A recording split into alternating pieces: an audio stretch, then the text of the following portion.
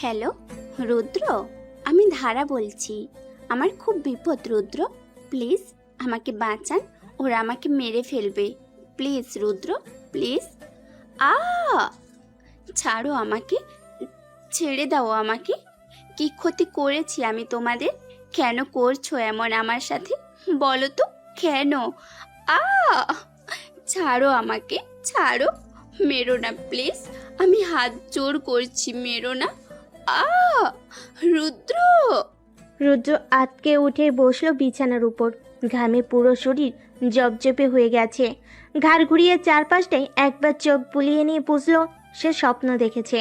বালিশের নিচে থাকা ফোনটা বের করে সময় দেখলো। রাত 3:43।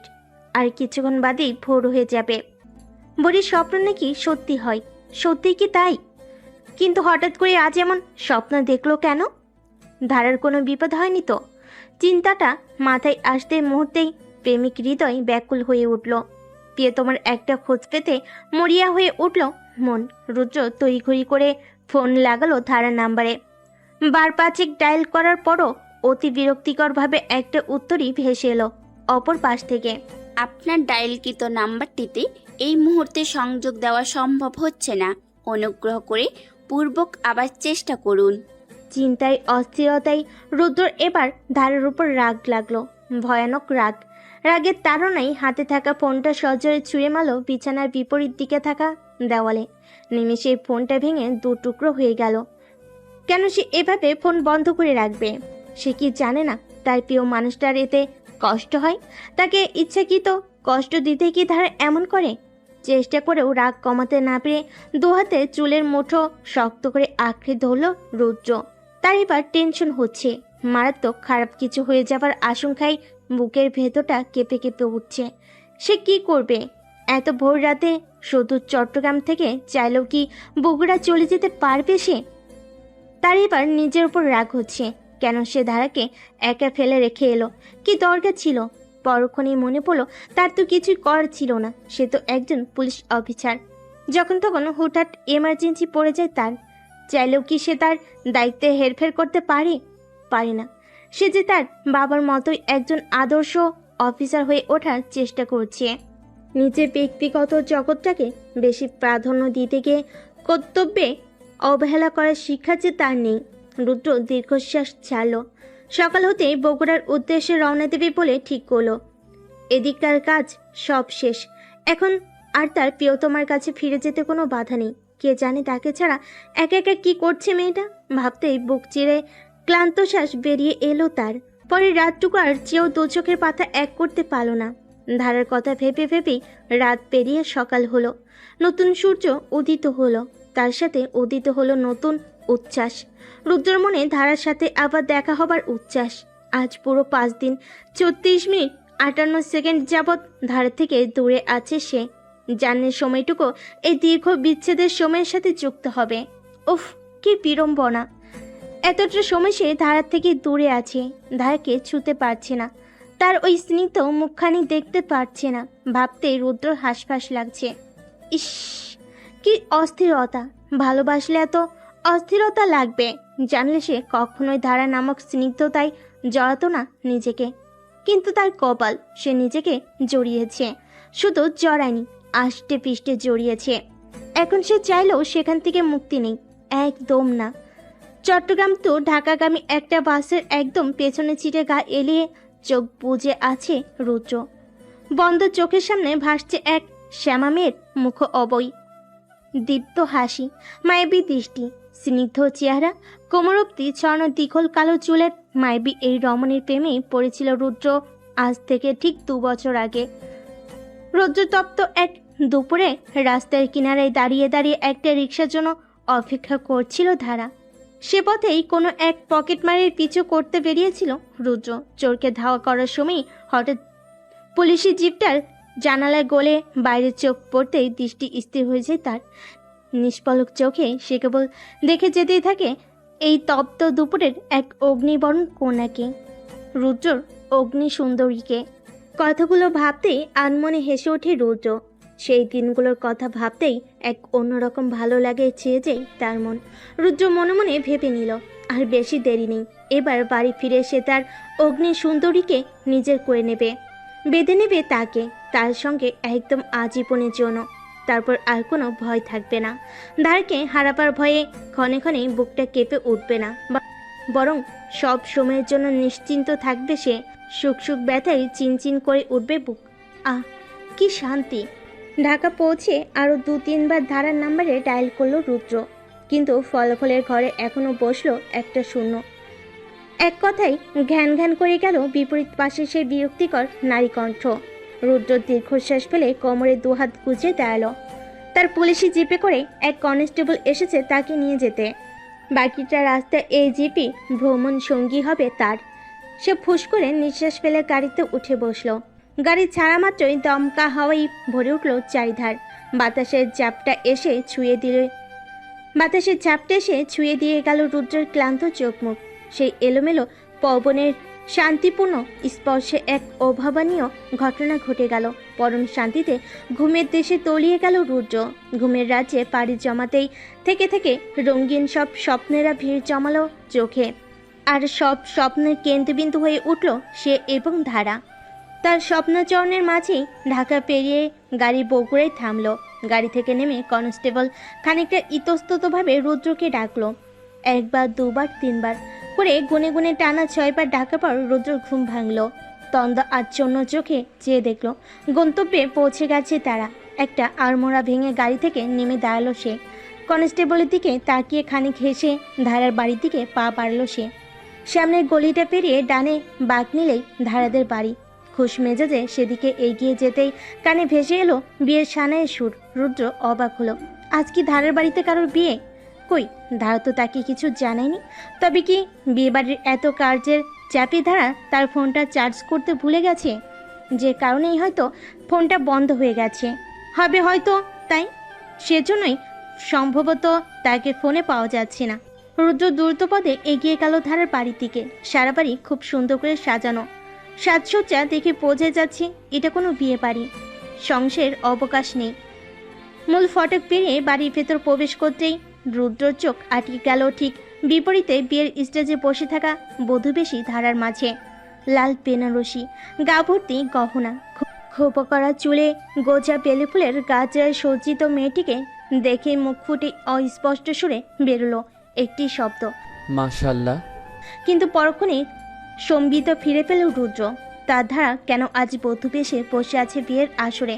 আর সে তো এ বিয়ের পাত্র নয়, হলে নিশ্চয়ই সে জানত, কিন্তু সে তো এ বিষয়ে বিন্দু বিসর্গ জানে না। তবে দাঁড়ার কি অন্য কারোর সাথে বিয়ে হচ্ছে? কতটা ভাবনার পটভূমিতে আঁচড় কাটা মাত্রই রুদ্র আটকে উঠল। বুকের ভেতরটা ক্রমশ শূন্যতায় ছেয়ে যেতে লাগলো। ভয়ানক অস্থিরতায় মাথা কাজ করা বন্ধ করে দিল। এই অস্থিরতার মাঝে তার দিকে চোখ পড়ল ধারার। চার চোখ এক হতে ধারার ঠোঁট ঝোলানো ধারার ঠোঁটে ঝোলানো হাসিটা মিলিয়ে গেল। চোখে ভিড় জমালো জলকণা, কিন্তু ধারা কাঁদলো না। রুদ্রকে অবাক করে দিয়ে আবার হাসি ফোটালো মুখে। রুদ্র ঠাই দাঁড়িয়ে রইল নীরবে, দেখে গেল তার অগ্নি সুন্দরীর হাসি মুখ। মুহূর্তেই তার মনে হলো সে ঠকে গেছে, ধারা নামক মায়ের জড়িয়ে ভয়ানকভাবে ঠকে গেছে। আদতে ধারা কখনো তাকে ভালোই বাসলে নিশ্চয়ই এইভাবে হাসি মুখে অন্য কাউকে বিয়ে করতে রাজি হতো না, কখনোই না। তার চিন্তার জগতে যখন ঠিক ভুলের দ্বন্দ্ব চলছে, ঠিক তখনই 3 বার কবুল শব্দে বরবধূ উভয় বিয়েতে সম্মতি জানালো, আবদ্ধ হলো বিয়ের পবিত্র বন্ধনে। রুদ্রের অগ্নি সুন্দরী তার ধারা হয়ে গেল অন্য একটি পুরুষের জীবন সঙ্গিনী, অন্য কারোর অর্ধাঙ্গিনী। রুদ্র আর দাঁড়িয়ে থাকতে পারল না, পাগলের মতো হাসতে হাসতে হাতে তালি বাজিয়ে এগিয়ে গেল ধারার দিকে। ধারা অবাক হয়ে দেখছে রুদ্রকে। তার দেওয়া আঘাতে কি তবে লোকটা পাগল হয়ে গেল? তাকে অন্য কারোর হতে দেখেও এভাবে হাসছে কেন তবে? রুদ্রর কি কষ্ট হচ্ছে না? একটুও না? প্রিয়তমার থেকে চিরবিচ্ছেদ কি তার মনে রক্তক্ষরণ ঘটাচ্ছে না? তাকে এক বিন্দুও কাঁদাচ্ছে না? এ সকল ভাবনাই ধারার মনের মাঝে ঢেউ খেলে যেতে লাগলো বারংবার। রুদ্র অনুভূতিহীন দৃষ্টিতে খানিক চেয়ে রইল ধারার চোখের মুখে। ধারাকে তীক্ষ্ণ নজরে আপদ মস্তক দেখে নিয়ে তাচ্ছিলের হাসি হাসল, কটাক্ষ করে বলে উঠল, মেয়েরা শুধু ঠকাতেই জানে। আমার মা ঠকিয়েছিল আমার বাবাকে, আর তুমি ঠকালে আমাকে। আমারই ভুল ছিল। মেয়েরা ছলনাময়ী, তার জলজ্যান্ত প্রমাণ নিজের চোখে দেখার পরও তোমাকে ভালোবাসতে যাওয়া। আর বোকামির ফল তো পেতেই হবে, আর সেটাই আমি পাচ্ছি। অন্য কাউকে যদি বিয়ে করবে তো আমার সাথে মিথ্যা প্রেম প্রেম নাটকটা কেন করলে বলো? টাইম পাস করার জন্য কি? আমি ছিলাম হোয়াট এভার। যাকে বিয়ে করেছো তাকে আর ঠকিও না। অ্যাটলিস্ট একজন ভালো স্ত্রী হবার চেষ্টা করো। Congratulations Mrs Dhara. May you have a very happy married life. কথাগুলো বলে আর এক মুহূর্ত দাঁড়ালো না সেখানে রুদ্র। জলদি পা বাড়িয়ে চলে গেল মোড়ের মাথায় দাঁড় করানো জিপটার দিকে। জিপে উঠে বসতেই ড্রাইভারকে গাড়ি স্টার্ট দিতে বলে চিটে গা এলালো। চোখ দুটো ভীষণ জ্বলছে, বুকের ভেতরটাও পুড়ে যাচ্ছে। চোখ বুঝতেই গালের উপর জলের ধারার অস্তিত্ব টের পেল রুদ্র। কাল বিলম্ব না করেই জলটুকু মুছে ফেল বা হাতের পিঠে। তার জীবনে আর ধারার কোনো অস্তিত্ব নেই। না তো ওই ছলনাময়ী ধারার, আর না তো অশ্রুরূপী ধারার। বাড়ি পৌঁছে ড্রয়িং রুমে বাবাকে বসে থাকতে দেখে ছুটে গিয়ে তার বাবার কোলে মাথা রাখল রুদ্র।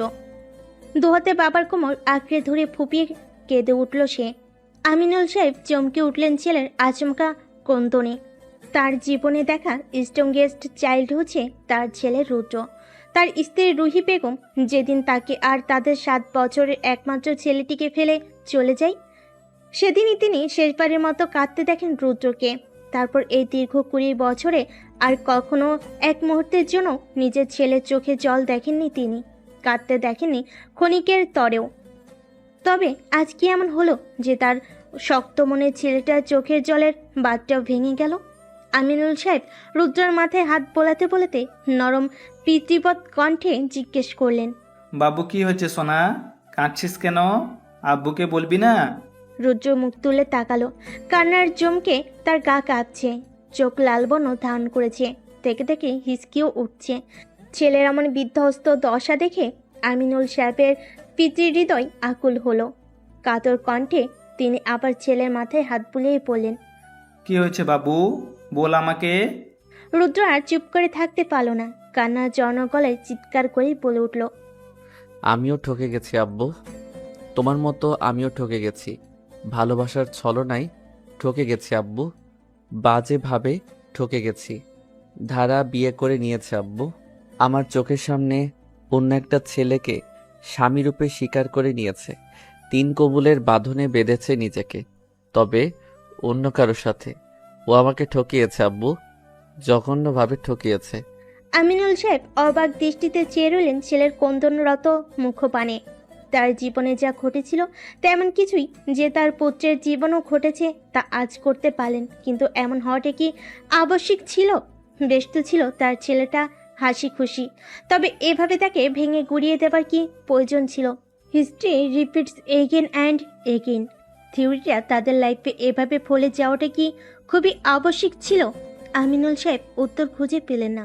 দীর্ঘশ্বাস ফেলে কেবল চেয়ে রইলেন ছেলের ক্রন্দনরত মুখটির দিকে। যে দেখাচ্ছে আর যে কিছুই কর নেই তার, কিচ্ছু না। এই অসভ্য চরিত্রহীন লোক, বাড়িতে মা বোন নেই? হ্যাঁ, এইভাবে একটা মেয়েকে হ্যারাস করছেন যে?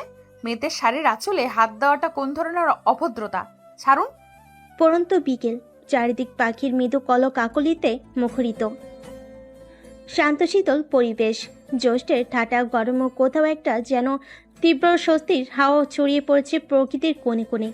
এমনই এক শান্ত মুহূর্তে রুদ্রের সামনে দাঁড়িয়ে গলা উঁচিয়ে চিৎকার করে যাচ্ছে একটি মেয়ে। কালো পাড়ের সাদা শাড়ির ওপরে চাপানো সাদা অ্যাপ্রনটাই বলে দিচ্ছে মেয়েটি মেডিকেল সেক্টরে কেউ, হয়তো কোনো ডক্টর কিংবা মেডিকেল স্টুডেন্ট। চেহারাটা দেখে তার আসল পরিচয়টা ঠিক ঠাউর করা যাচ্ছে না, তবে তার পরিচিত জানার কোনো আগ্রহ নেই রুদ্রর মাঝে। সে তো ভাবলেশীনভাবে মেয়েটির মুখের দিকে তাকিয়ে আছে আর ভাবছে নারী জাতি মানে বিপদ, এদের কোনো ব্যাপারে নিজেকে জন্ম মানেই চরম মূর্খামি। রুদ্র মনে মনে নিজেকে গালমন্দ করছে। সে তো জানতো এই কথাটা, তবু কেন এই মেয়েটাকে সাহায্য করতে গেল?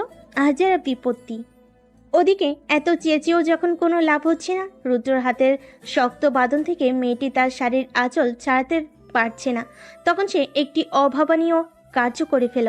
আগামাতা কোনো কিছু না ভেবে দুপাটি দাঁতের বন্ধনীতে রুদ্রের হাতের কবজিতে নৃশংসভাবে পিষ্ট করল।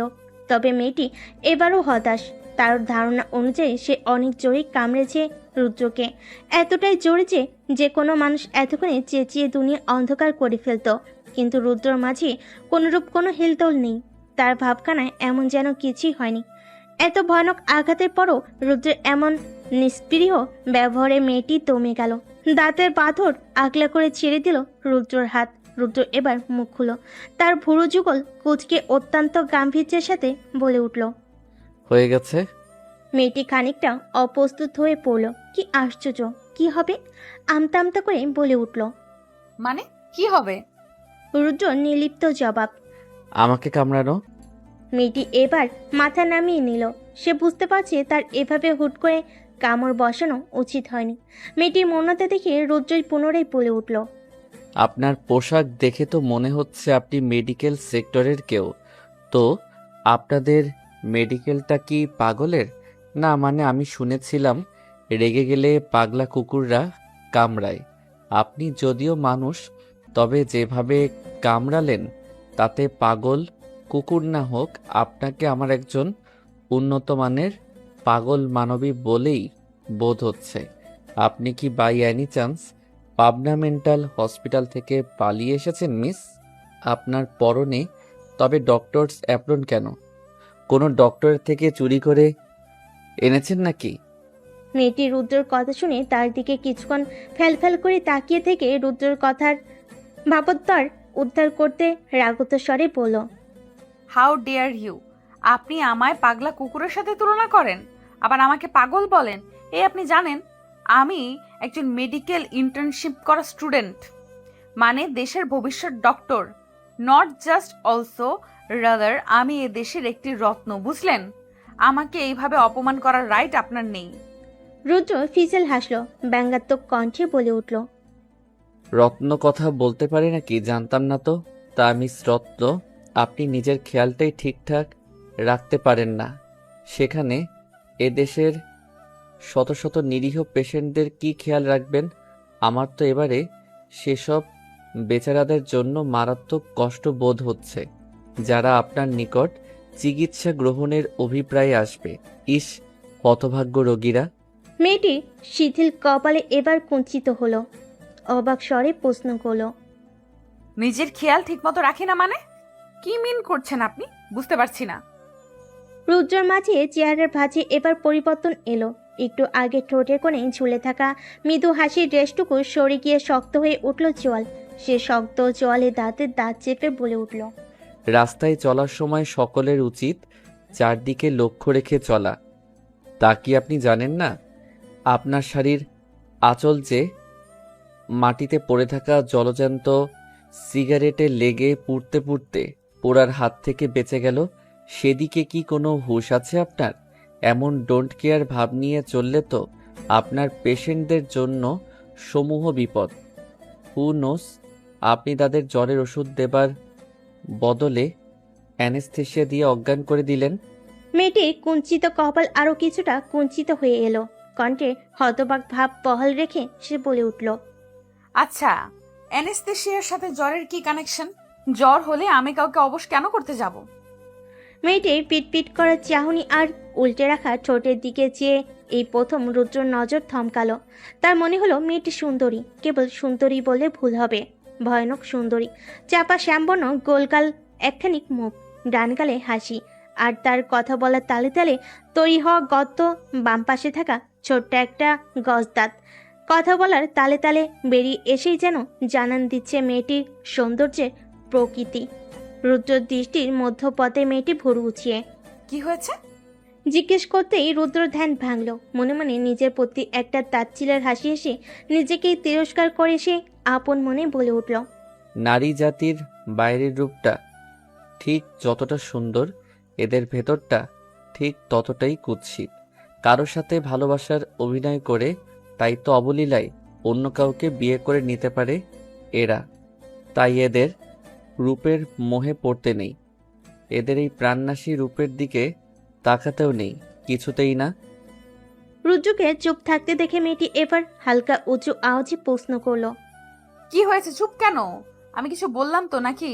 আর রাস্তায় জ্বলন্ত সিগারেট কোত্থেকে আসবে? এই রাস্তাটা তো প্রায় ফাঁকাই। তবে রুদ্র ভাবলেশীন কণ্ঠে প্রউত্তর করলো। আমার কথা বিশ্বাস না হলে নিজেই তাকিয়ে দেখে নিন। নিজের আঙ্গুলের ইশারায় তার থেকে কিছুটা দূরে কোনো বস্তুকে তাক করতেই মেয়েটিও দৃষ্টি অনুসরণ করে সেদিকে তাকাতে প্রায় আধা পড়া জ্বলন্ত একটা সিগারেটের টুকরো দেখে অবাক হয়ে গেল। বড় বড় চোখগুলো মেলে একবার সিগারেট আরেকবার রুদ্রকে দেখে নিয়ে বলে উঠল। ও মাই গড, এখানে সিগারেট কি করে এলো? আমি তো খেয়ালই করিনি। এসব কি ধরনের আচরণ বলুন তো? কোনো কমন সেন্স নেই? মাঝ রাস্তায় এমন করে কে সিগারেটের টুকরো ফেলে রাখে, তাও আবার আগুন না নিভেই? Just disgusting. এখনকার মানুষদের মাঝে কমন সেন্সের এত অভাব যে কি বলবো, তাই না বলুন? রুদ্র অবাক হয়ে পড়ল। কি বলবো? মেয়েটি তদপেক্ষা দ্বিগুণ অবাক হয়ে পড়ল। কেন, এই যে যারা এমনটা করেছে তাদের কমন সেন্সের অভাব আছে। শুধু অভাব না, মাত্রাতিরিক্ত অভাব আছে, তাই না? রুদ্র দুহাত বুকে ভাঁজ করে রাখলো। হাতের মুঠোয় মেয়েটির আঁচল ধরা থাকায় কাঁধ থেকে পিন আপ করা সেই আঁচল খানিকটা টানে অনুভূত হলো। কাঁধে হাত দিয়ে মেয়েটি আঁচলে ছিঁড়ে যাওয়া রোধ করতে উদ্যত হবে তার আগেই রুদ্রের গম্ভীর কণ্ঠ শুনে হাত থমকে গেল তার। রুদ্র প্রগাঢ় গাম্ভীর্যের সাথে বলে উঠল। তো এখন কি নিজেকে নিজের মুখে কমন সেন্সিং বলবো? মেয়েটি আবার পিটপিটে দৃষ্টিতে তাকালো। রুদ্রর কথার মানে বুঝতে তাকে কিছু সময় ভাবতে হলো। যখন বুঝলো তখন অবাক স্বরে পড়ল। তার মানে ওটা আপনি? তাকে মাঝপথে থামিয়ে দিয়ে রুদ্র আগের মতো গম্ভীর স্বরে বলে উঠল। সিগারেটটা আমিই ফেলেছি। আগুন নেভাইনি, কারণ আমার নিজের মনেও আগুন জ্বলছে। সে আগুনে পুড়ে মনের মাঝে সৃষ্টি হয়েছে দগদগে ক্ষতের। নিজের পোড়া মন নিয়ে আর অন্য কোনো কিছুর আগুন নেভানোর ইচ্ছে করেনি, তাই জ্বলন্ত সিগারেটই ছুঁড়ে ফেলেছি। এতে যদি আপনার মনে হয় আমার কমন সেন্সের অভাব, তবে আমার কিছু বলার নেই। Hope you have understood. মেয়েটি রুদ্রর কথায় খানিকটা অবাক হলো। রুদ্র নির্লিপ্ত মুখপানে ফেলফেলে দৃষ্টি নিক্ষেপ করে বলে উঠল। আপনি স্মোক কেন করেন? Smoking is injurious to health, mister. Don't you know? Rudra এবার হাসে। তার মলিন হাসি দেখে সহসায় মেয়েটি খারাপ লাগে, কষ্ট বোধ হয়, তবুও নিজেকে সামলে নেয় সে। অজানা কোনো পুরুষের জন্য সে কেন মিছিমিছি কষ্ট পেতে যাবে? রুদ্রকে হাসতে দেখে তাই সে এবার স্বাভাবিক স্বরেই জিজ্ঞেস করে ওঠে। হাসছেন কেন? আমি কি মজার কিছু বললাম? রুদ্র মিলান হেসে জবাব দেয়। The omens are more injurious to our health than smoking, doctor. Cigarette তো তিল তিল করে ক্ষতি করে, আর এরা তো একেবারে ভেঙে গুড়িয়ে দেয়। তাই এদের দেয়া আঘাত ভুলতেই আমি স্মোক করি। বিষে বিষক্ষয় হয় তা জানেন তো। আমিও এই বিষে আরেক বিষের জ্বালা কমানোর চেষ্টা করি, যদিও তা হয় না, তবুও চেষ্টা করতে ক্ষতি কি? মেয়েটি রুদ্রর কথার আগামাতা কিছু বুঝতে পারে না। কেবল নিষ্পলক নয়নে রুদ্রর দিকে খানিকক্ষণ তাকিয়ে থেকে নিজের বাধাপ্রাপ্ত আঁচলটার দিকে ইঙ্গিত করে বলে ওঠে। আমার আঁচলটা? রুদ্র এবারে হুঁশ ফিরে কথার তালে এতক্ষণ যে আঁচলটা হাতে জড়িয়ে রেখেছিল সেদিকে খেয়ালই করেনি সে।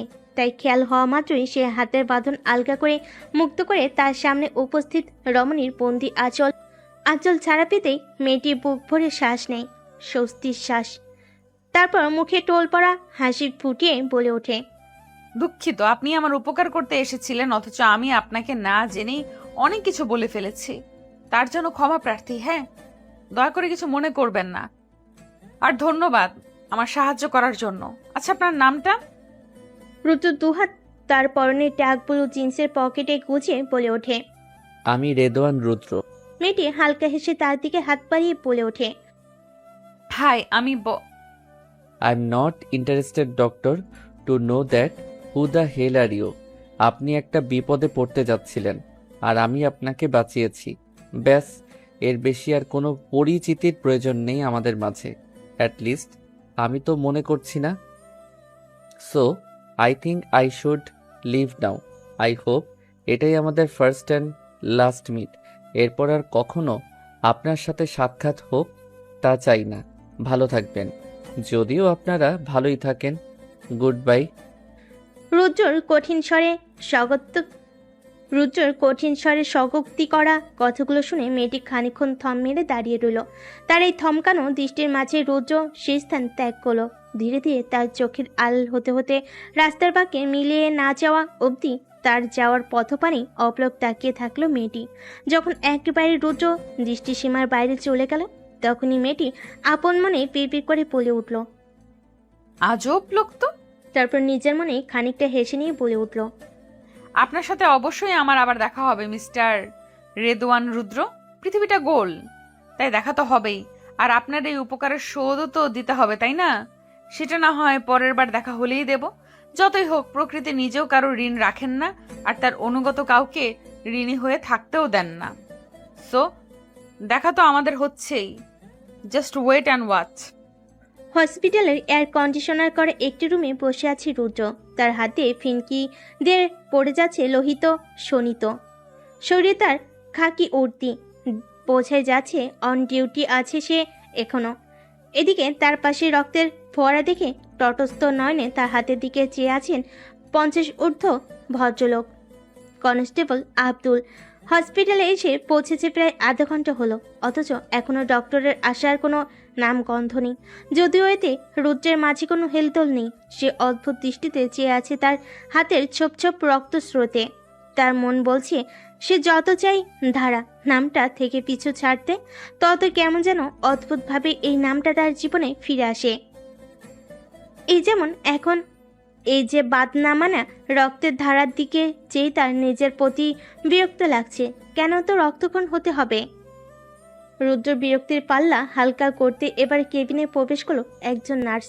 রুদ্রের হাতটা আলগোছে নিজের হাতের মুঠোতে নিয়ে রক্তগুলো পরিষ্কার করতে করতে তিনি বলে উঠলেন, হাতটা এভাবে কাটলো কি করে? কত রক্ত বেরোচ্ছে দেখেছেন?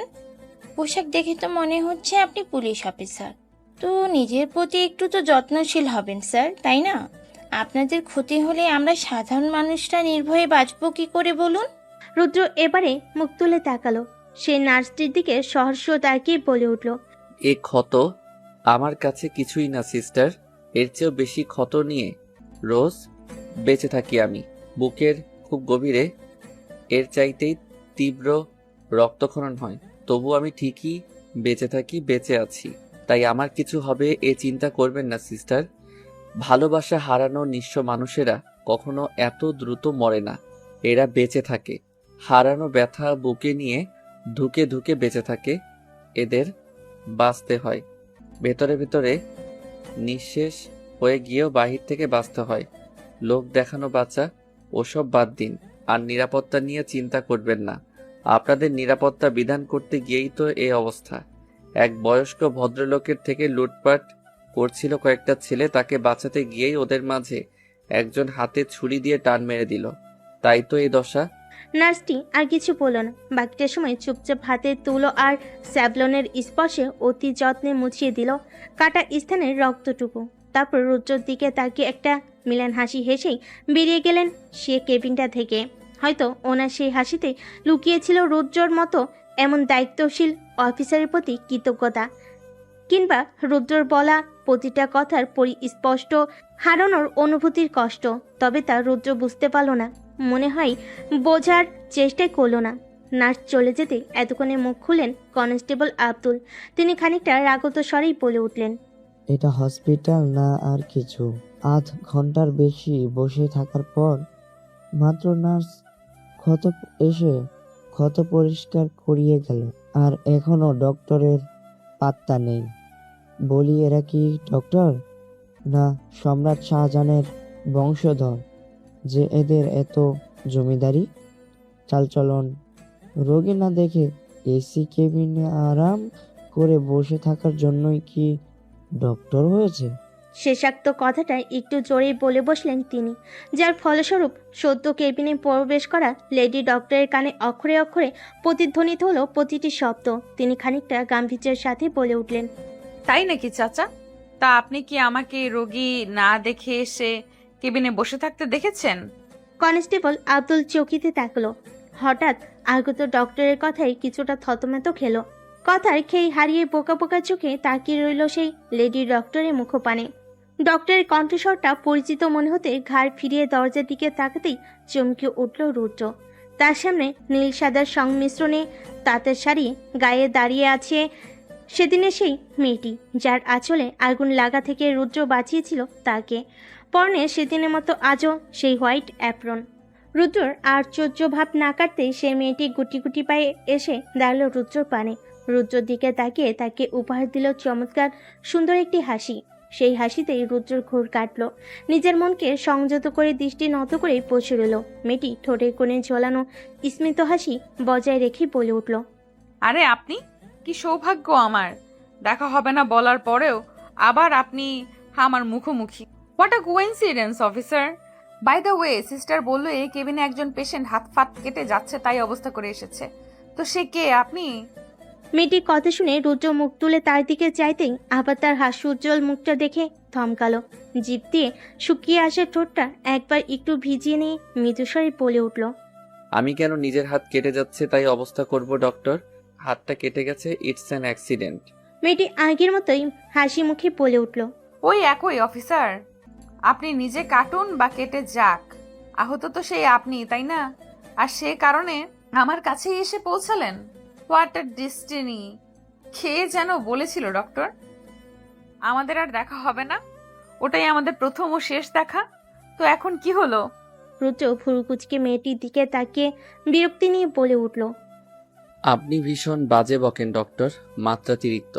পেশেন্টের হাত দিয়ে রক্ত ঝরতে ঝরতে তার অ্যানিমিয়া হয়ে যাবে, তবু বোধহয় আপনি এমন বাজে বকেই যাবেন। কি সাংঘাতিক! ট্রিটমেন্ট না করে কি এমন আজাইরা কথাই বলতে থাকবেন? মেয়েটি আবার কিছুটা অপরাধী দৃষ্টিতে তাকালো। ঠোঁটের কোলাজে বিদ্যমান মিষ্টি হাসিটিও মিলিয়ে গেল সেই অপরাধ বোধের আড়ালে। সত্যি তো, তার সামনে আহত অবস্থায় একটা মানুষ বসে বসে কষ্ট পাচ্ছে, আর সে ট্রিটমেন্ট না করে অযথা কথা বাড়িয়ে যাচ্ছে। ইস, এই তার দায়িত্ব জ্ঞান! কেমন ডক্টর সে! তার মনে হলো রুদ্র সেদিন তাকে ঠিকই বলেছিল, সে ভীষণই খামখেয়ালি। পেশেন্টদের যত্নের বিষয়ে তাকে আরও মনোযোগী হতেই হবে। নিজের ভাবনা মতোই মেয়েটি পাশের টেবিলটার উপর থেকে ফার্স্ট এইড বক্সটা এনে রুদ্রর হাতে ড্রেসিং করতে লাগলো। তুলোই করে ওষুধ লাগিয়ে দিয়ে খুব যত্নে ক্ষত স্থানে ব্যান্ডেজ লাগিয়ে দিয়ে টেবিলের সামনে থাকা চেয়ারটি নিয়ে বসলো। টেবিলের এক কোণে রাখা মেডিকেল নোটের একটা পাতায় চটপট কটা মেডিসিনের নাম লিখে কনস্টেবল আব্দুলের দিকে এগিয়ে দিলেন প্রেসক্রিপশনটা। হাতে নিয়ে কনস্টেবল মেয়েটির দিকে চাইতে মেয়েটি বলে উঠল, আপনার স্যারকে সব কটা ওষুধ টাইম টু টাইম খেতে বলবেন চাচা। ক্ষতটা গভীর, নিয়ম মতো ওষুধ না খেলে ইনফেকশন হতে পারে, তো বি কেয়ারফুল। কনস্টেবল আব্দুল মাথা নেড়ে সায় জানালো। কিছু একটা ভেবে পড়ল। আপনার নামটা কি, মা? রুদ্র ভুরুকুচকে ওনার দিকে তাকাতে খানিকটা হক চুকিয়ে গিয়ে উনি বলে উঠলেন, না মানে, পরে যদি আবার কোনো দরকার পড়ে স্যার, তখন এনার কাছেই তো আসতে হবে, তাই আর কি। নামটা জেনে রাখলে খুঁজে পেতে সুবিধা হবে, তাই না?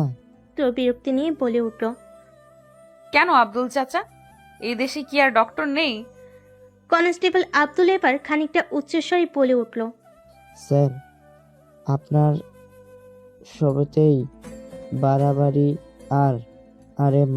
আরে এই মা, যখন আপনার চিকিৎসা করেছেন তখন এনার কাছেই তো আসবেন।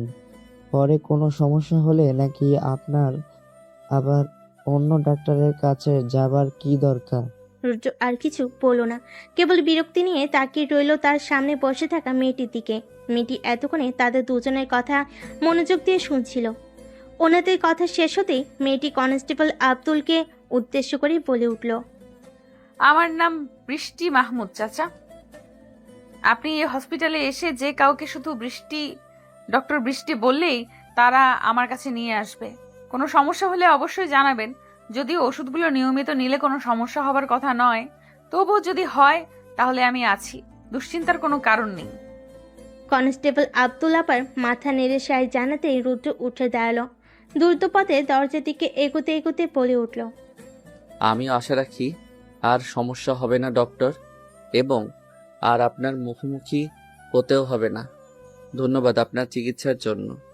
আসছি, চলে আসুন চাচা।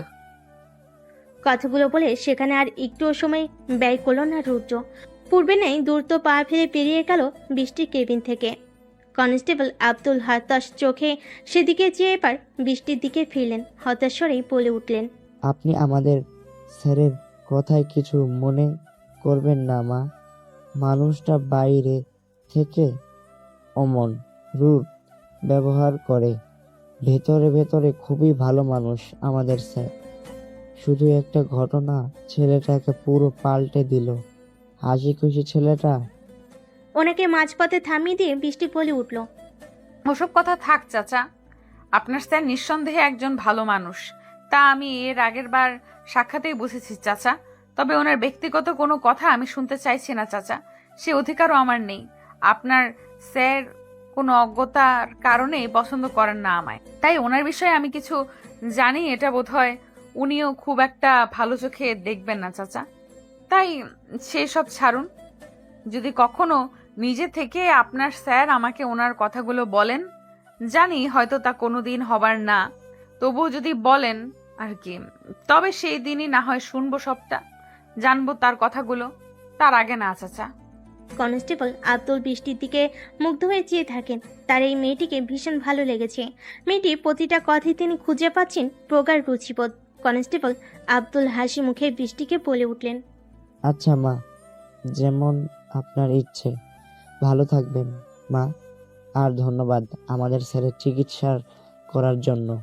বৃষ্টি অমায়িক হেসে বলে ওঠে, এটা আমার কর্তব্য চাচা, এর জন্য আমাকে ধন্যবাদ দিতে হবে না। ভালো থাকবেন আপনিও। আল্লাহ হাফেজ চাচা। কনস্টেবল আব্দুল এবারে মিষ্টি হেসে ঘাড় নেড়ে বেরিয়ে এলেন বৃষ্টির কেবিন থেকে। আর বন্ধ কেবিনের চার দেওয়ালে ভিড়ে বসে বৃষ্টি ভেবে গেল, লোকটার কি এমন দুঃখ, কিসের এত যন্ত্রণা যে তাকে এভাবে অনুভূতি শূন্য করে দিল। কে জানে আদৌ কখনো এসব প্রশ্নের জবাব বৃষ্টির মিলবে কিনা। তার চেয়েও বড় কথা, রুদ্র কি আর কখনোই তার আগের জীবনটা ফিরে পাবে না, যেমনটা কনস্টেবল চাচা বলে গেলেন। কি জানে। মধ্যরাত, ব্যস্ত শহরের প্রতিটি কোণ পাড়ি জমিয়েছে ঘুমের রাজ্যে। নিস্তব্ধ গভীর রাতে নিজের ঘরের বিছানায় শান্তিতে ঘুমিয়েছিল রুদ্র। হঠাৎই তার ঘুম ছুটে গেল ফোনের তীক্ষ্ণ আওয়াজে। বিরক্তি দিতে কপাল কুঁচকে এলো। বন্ধ চোখে হাঁটতে হাঁটতে বালিশের নিচ থেকে ফোনটা নিয়ে কানে রাখতে বিপরীত পাশ থেকে শুনতে পেল কনস্টেবল আব্দুলের কণ্ঠ।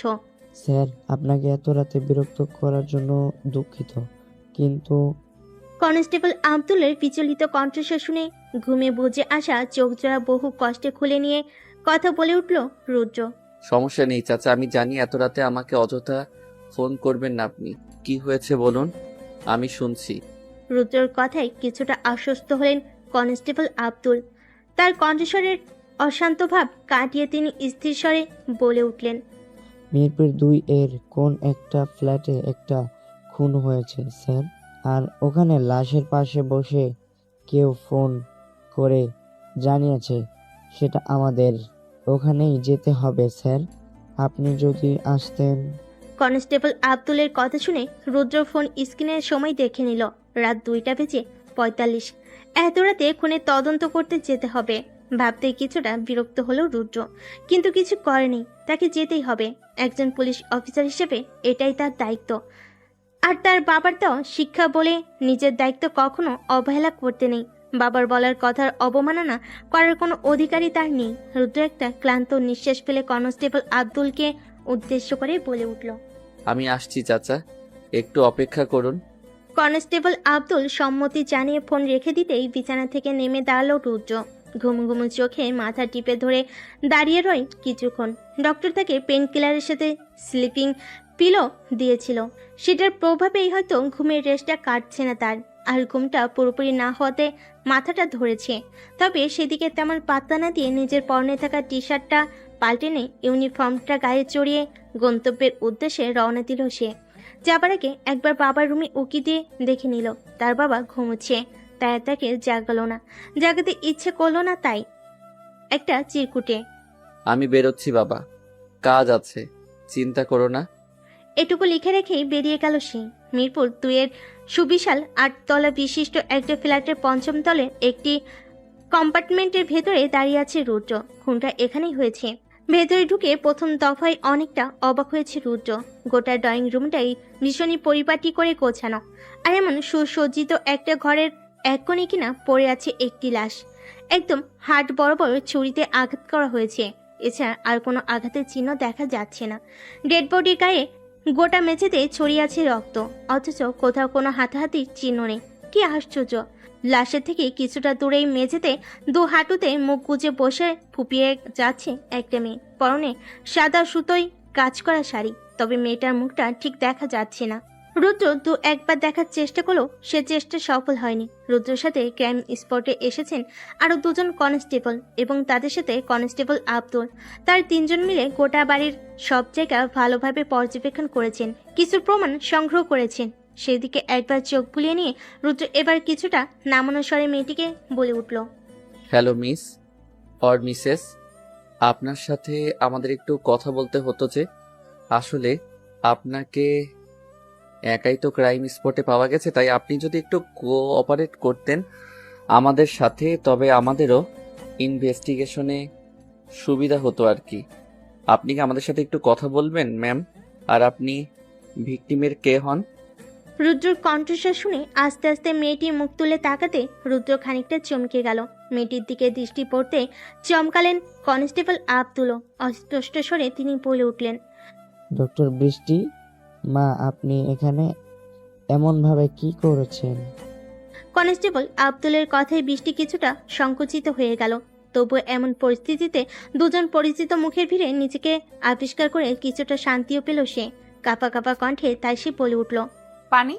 তার কথা শোনা মাত্র কনস্টেবল আব্দুল তড়িঘড়ি পাশে থাকা ডাইনিং এর উপরে রাখা পানির জগটা থেকে গ্লাসে পানি ঢেলে নিয়ে এসে বৃষ্টির দিকে এগিয়ে দিতে গোটা গ্লাসের সবটুকু পানি একেবারে শেষ করলো বৃষ্টি।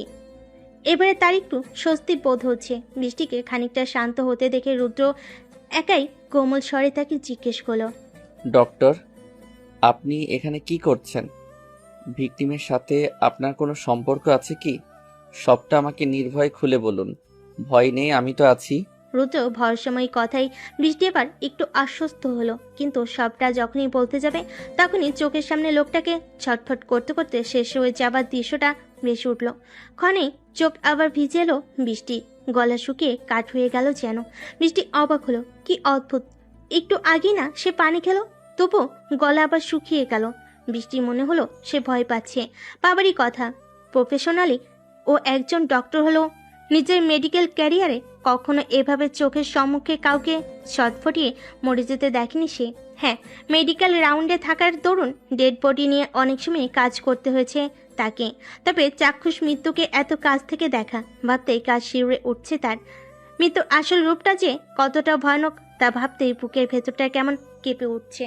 রুদ্র হয়তো বৃষ্টির মনের অবস্থাটা বুঝতে পারল, তাই তাকে আবারও নিদারুণ নরম স্বরে বলে উঠল, relax doctor, don't be afraid. দেখুন আমরা সকলে আছি তো এখানে, তাই না? আপনি ঠিক কি কি দেখেছেন, কি কি ঘটেছে সবটা বলুন, ভয় পাবেন না, ওকে? রুদ্রর কথা শুনে বৃষ্টি ভরসা পেল। একটা শুকনো ঢোক দিলে জিভ দিয়ে শুকিয়ে আসা ঠোঁটটা ভিজে নিয়ে কাঁপা কাঁপা কণ্ঠে সে বলতে আরম্ভ করলো, আসলে আজ আমার সিনিয়রের নাইট ডিউটি ছিল, তবে ওনার কিছু পার্সোনাল প্রবলেম থাকায় উনি ওনার ডিউটি শিডিউল আমার সাথে এক্সচেঞ্জ করে নিয়ে চলে যান। তাই আজ রাতের মতো হসপিটালের ডিউটি পড়ে আমার উপর। নাইট ডিউটি থাকায় জেগেই ছিলাম। হসপিটালের সব কেবিনগুলোতে রাউন্ড দিয়ে এসে রিসেপশনের কাছে দাঁড়াতেই হঠাৎ রিসেপশনের টেলিফোন লাইনটা বেজে উঠল। রিসেপশনিস্ট কলটা রিসিভ করলো, তবে ওপাশ থেকে কেউ নাকি কোনো কথা বলছিল না। তাই ফোনটা আমি হাতে নিয়ে অপর পাশে থাকা ব্যক্তিটির উদ্দেশ্যে কথা বলতে চাপা গঙ্গানির আওয়াজ কানে ভেসে এলো। আমি জিজ্ঞেস করলাম, কে বলছেন? ওপাশ থেকে অস্পষ্ট ভাঙা আওয়াজে একটা পুরুষ কণ্ঠ বলে উঠল, আমাকে বাঁচান প্লিজ, আমি মরে যাচ্ছি, প্লিজ আমায় সাহায্য করুন, আমায় বাঁচান। এত রাতে একটা বিপদাপন্ন লোকের সাহায্য না করতে পারলে আমি নিজের কাছেই ছোট হয়ে যেতাম। তাই কিছু না ভেবেই ওনার থেকে ঠিকানা জেনে নেই। উনিও খুব কষ্টে আটকে আসা স্বরে বাড়ির ঠিকানাটাই দিলেন। ব্যাস, আর কিছু না ভেবেই বেরিয়ে পড়লাম এই বাড়ির উদ্দেশ্যে। লিফট হয়ে এ কম্পার্টমেন্টের সামনে এসে দাঁড়াতেই অবাক হলাম। দরজাটা আধখোলা অবস্থায় ছিল। আমি হালকা ধাক্কা দিতে দরজাটা খুলে গেল। ভেতরে ঢুকতেই দেখলাম লোকটা তীব্র যন্ত্রণায় হাঁসফাঁস করছে। গোটা মেঝেতে ছড়িয়ে আছে ছোপ ছোপ রক্ত। আচমকা এমন দৃশ্য দেখার জন্য মোটেও প্রস্তুত ছিলাম না আমি, তাই খানিকটা থমকে গিয়েছিলাম। এরপর যখন হুঁশ হলো লোকটাকে বাঁচাতে হবে, তখন নিজেকে সামলে নিয়ে ছুটে গেলাম ওনার কাছে। তবে ততক্ষণে অনেকটা দেরি হয়ে গেছে। ওনার হার্টবিট ড্রপ করছিল, শ্বাস নিতেও পারছিলেন না। আমিও তাড়াহুড়োয় অ্যাম্বুলেন্স না নিয়ে চলে এসেছি আমার গাড়ি করে। কি করব বুঝে উঠতে না পেরে সবটা শেষ হয়ে গেল। চোখের সামনে লোকটা ছটফট ছটফট দিয়ে শেষ নিঃশ্বাস ত্যাগ করলো। তারপর এটুকু বলতেই আবার ফুপিয়ে উঠল বৃষ্টি। তার দৃষ্টির সবটা ছড়িয়ে পড়ল আতঙ্ক। ভয়ে গুটিয়ে গেল সে। বৃষ্টিকে এভাবে আতঙ্কিত হতে দেখে রুদ্র একটি অভাবনীয় কাজ করে বসল। বৃষ্টির সামনে দাঁড়িয়ে তার মাথায় আলতো করে হাত বুলিয়ে দিয়ে আদর স্বরে বলে উঠল, ডোন্ট ক্রাই ডক্টর, কিচ্ছু হয়নি। আপনি না একজন মেডিকেল ইন্টার্ন? আপনার কি এভাবে এমন মৃত্যু দেখে ভয় পেলে চলে বলুন? আপনার প্রফেশনালিজমের জন্য ইন ফিউচার এমন আরও কত খুন মৃত্যু চাক্ষুষ করতে হবে আপনাকে, তার কি ইয়ত্তা আছে? এতেই যদি আপনি এত ভেঙে পড়েন, এমন বাচ্চাদের মতো কেঁদে কেটে ভাসান, তবে কি চলবে বলুন? Be strong doctor, please stop crying. Rudra এমন অকমসাৎ আদরে কণ্ঠে বৃষ্টির কানাপে কমার বদলে আরো পেরে গেল। সে দু হাতে রুদ্রের কোমর আঁকড়ে ধরে তাকে জড়িয়ে ধরল নিজের সাথে।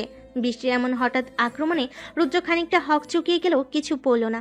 অন্য সময় মেয়েটাকে হয়তো কিছু করা কথা শুনিয়ে দিত, ঠেলে দূরে সরিয়ে দিত তাকে। তবে সে এই পরিস্থিতিতে মেয়েটার মনের অবস্থা বুঝে তেমন কিছু করল না, বরং বৃষ্টির মাথায় পূর্বে নাই হাত বুলিয়ে যেতে লাগলো। সেই হাতের স্পর্শে ভীত সন্তুষ্ট বৃষ্টি হয়তো প্রচণ্ড ভরসা আর নিরাপত্তার সন্ধান পেল। তাই সে ওভাবেই রুদ্রকে জড়িয়ে রেখে কাঁদো কাঁদো কণ্ঠে বলে উঠল, আপনি ঠিক বলেছিলেন অফিসার, আমি একজন ব্যাড ডক্টর। আমি কোনো দিকেই খেয়াল রাখতে পারি না। আমি রুদ্র বৃষ্টিকে থামিয়ে দিয়ে বলে উঠল, হুশ, এভাবে বলবেন না। আমি তো ওটা মজা করে বলেছি, আপনি বোঝেননি। আপনি নিশ্চয়ই একজন ভালো ডক্টর, ইভেন খুবই ভালো। দেখুন, আমার হাতের ব্যথা আপনার সাজেস্ট করা ওষুধে একদিনেই সেরে গেছে। সোজা ডিউটি করতে চলে এসেছি। আপনি অযথাই গিল্টি ফিল করছেন ডক্টর। আপনার হাতে কিছুই ছিল না। So don't be upset and don't cry, okay? Brishti রুদ্রের কথায় কিছুটা শান্ত হলো, তবে কান্না থামালো না। থেকে থেকে হিসকে উঠে তার মধ্যে থাকা ভয় অপরাধবোধ সবটা কান্না হয়ে ঝরতে লাগলো। রুদ্র আর কিছু বলল না। মাঝে মাঝে কাঁদতে দিতে হয়, এতে মনের বোঝা হালকা হয়। তাই নিজের সাথে জড়িয়ে রেখেই কাঁদতে দিল বৃষ্টিকে। কাঁদুক। What is all of this? খুনে তদন্ত করতে এসে খুনিকেই জড়িয়ে ধরে দাঁড়িয়ে আছো রুদ্র? এসব তোমার থেকে আশা করিনি। আচমকা এমন কথা শুনে রুদ্রের থেকে ছিটকে দূরে সরে গেল বৃষ্টি। তার ঠিক সামনে দরজার কাছে দাঁড়িয়ে আছে মধ্যবয়স্ক এক ভদ্রলোক। আধা পাকা চুলের আটসাট চেহারার বুদ্ধিদীপ্ত দুটো চোখে দীপ্ত দৃষ্টিতে চেয়ে আছেন রুদ্র বৃষ্টির দিকে। কিন্তু লোকটার বলা কথার মানেটা ঠিক ধরতে পারল না বৃষ্টি। খুনিকে জড়িয়ে ধরে আছে মানে কি? লোকটা কি তাকেই খুনি ভাবছে নাকি? কিন্তু সে তো কিছু করেনি। তবে চিন্তায় ভয়ে বৃষ্টির আবার দু হাতে হাঁটু মুড়ে গুটিয়ে বসে ভীত নয়নে চেয়ে রইল সে লোকটির দিকে। বৃষ্টি থেকে ছাড়া পেয়ে রুদ্র ঘাড় ঘুরিয়ে পিছে তাকাতে দেখতে পেল নিজের সিনিয়র মোহাম্মদ ইমতিয়াজ জামানকে। ওনাকে দেখা মাত্রই ওনাকে সালাম দিয়ে রুদ্র বলে উঠল, স্যার, আপনি ভুল বুঝছেন। উনি কিছু আমি এ পেশায় কম দিন হলো না আছি রুদ্র।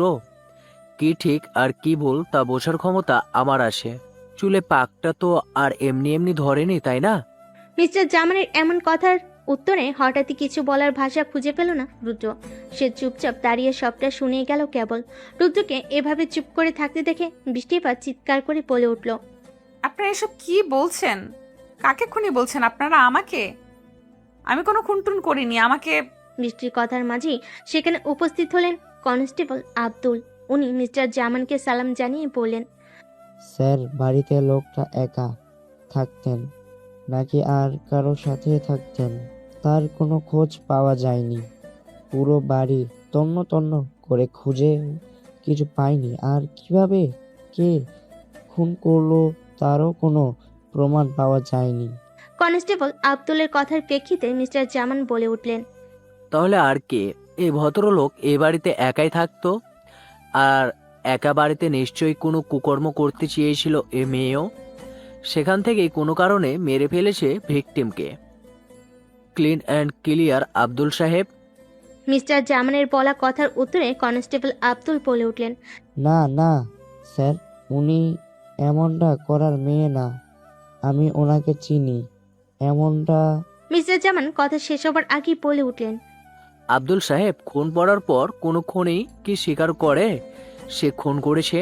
করে না। এই মেয়েটির মতো সকলেই ইনোসেন্ট হবার ভাব করে, যেন জানেই না খুন কি। বাট তবুও তারা যে খুনি সেটা তো আর মিথ্যা না।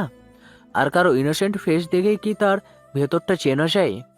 এ পেশায় আপনারও তো কম দিন হলো না, তেমন অভিজ্ঞতার সাক্ষী কি আপনিও কম হয়েছেন? কনস্টেবল আব্দুল এবার চুপ করে গেল। বৃষ্টির দিকে এক পলক তাকিয়ে দেখলো মেয়েটা ভয়ে এখনো কাঁপছে। অজানা আতঙ্কে ভেজা চোখে তাকিয়ে আছে তার সামনে কথোপকথনরত তিনজন মানুষের দিকে। কনস্টেবল আব্দুলের বৃষ্টির জন্য ভীষণ মায়া হলো। তার যে কিছুই বলার বা করার নেই। সিনিয়ররা যা বলবে তা শুনতে তারা বাধ্য। তবে খারাপ লাগছে বৃষ্টির কথা ভেবে। সাহায্য করতেছে শেষমেশ মেয়েটা নিজেই ফেঁসে গেল। তার দীর্ঘ 23 বছরের পুলিশি পেশার অভিজ্ঞতায় সে তো কম দেখেনি। কেস ফাইল ক্লোজ করার জন্য কত শত নির্দোষ মানুষকে দোষী সাজিয়ে ফেলা হয়, সবটা তো নিজের চোখেই দেখা তার। তবে আফসোস, আজ এই মেয়েটাও এই দোষী নির্দোষীর জালে বাজেভাবে ফেসে গেল। এখান থেকে আদৌ মুক্তি পাবে কিনা সেটাও জানা নেই তার। রুদ্র এবার কিছু বলবে তার আগে মিস্টার জামান বলে উঠলেন, আমি আর কিছু শুনতে চাই না রুদ্র। হয়তো এই মেয়েটার সাথে তুমি কোনোভাবে পরিচিত, তোমাদের মাঝে হয়তো কোনো সম্পর্কও আছে। তবে ব্যক্তিগত জীবনের সাথে প্রফেশনকে গুলিয়ে ফেলো না রুদ্র। তুমি তাকে চেনো বলেই যে সে কারো খুন করতে পারে না এমনটা তো না, তাই না? নিজের এই বছরের পুলিশের ক্যারিয়ারে নিশ্চয়ই এমন কম দেখোনি তুমি। রুদ্র এবারও উত্তর দেবার মতো কোনো উত্তর পেল না। মাথা নুয়ে কেবল সবটা শুনিয়ে গেল। মিস্টার জামান আবার বলেন, now do your duty Rudra, arrest that girl. Mister জামানের কথাই বৃষ্টির চমকে তাকালো। কথা বলার ভাষাটুকুও যেন হারিয়ে ফেল। জল ভেজা চোখে নিষ্পলক চেয়ে রইল কেবল রুদ্রর দিকে।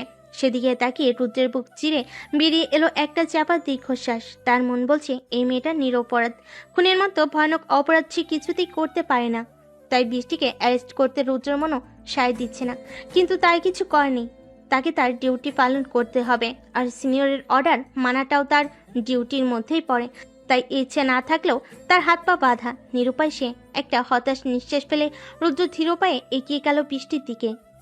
অপর দিক থেকে এগিয়ে দেওয়া কনস্টেবল আব্দুলের হাত থেকে হাতকড়া নিজের হাতে নিয়ে তার বৃষ্টির সামনে ঝুলিয়ে ধরে অপরাধী চোখে বৃষ্টিকে উদ্দেশ্য করে বলে উঠল, you are under arrest doctor Brishti Mahmud.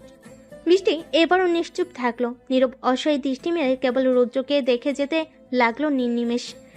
তার জীবনের মর্যে এক রাতে এভাবে ঘুরে যাবে তা যে তার কল্পনা অতীত ছিল। কিন্তু এরপর এরপর কি করে বেরোবে সে এই চক্রবহুর্ষ থেকে? আদৌ কি কখনো বেরোতে পারবে? প্রশ্নটা থেকে গেলেও উত্তরটা অজানা বৃষ্টির, এমনকি অজানা রুদ্র। কি হবে এই ঘটনার শেষ পরিণতি? কি কারণে মিস্টার আরমান আহমেদের খুনটা করলেন miss Brishti Mahmud? Can you please explain? কি ক্ষতি করেছিল সে আপনার? মিস্টার জামানের করা প্রশ্নে বৃষ্টি ক্রুদ্ধ দৃষ্টি নিক্ষেপ হলো তার দিকে। প্রচন্ড রাগে এক প্রকার চেঁচিয়ে বলে উঠল, আপনারা কি শুরু করেছেন বলুন তো? কাল থেকে খুন খুন করে আমার মাথা খেয়ে নিচ্ছেন। কিসের খুন? আমি কারো খুন ঠুন করিনি। আর কে এই আরমান আহমেদ? হ্যাঁ, কে ইনি? আমি এই নামের কাউকেই চিনি না। ইভেন এই ভদ্রলোককেও তো আমি প্রথম দেখেছি কাল রাতেই। আর আমি ওনাকে সাহায্য করতে গেছিলাম। ওনাকে আমি কিছুই করিনি officer. Why don't you believe?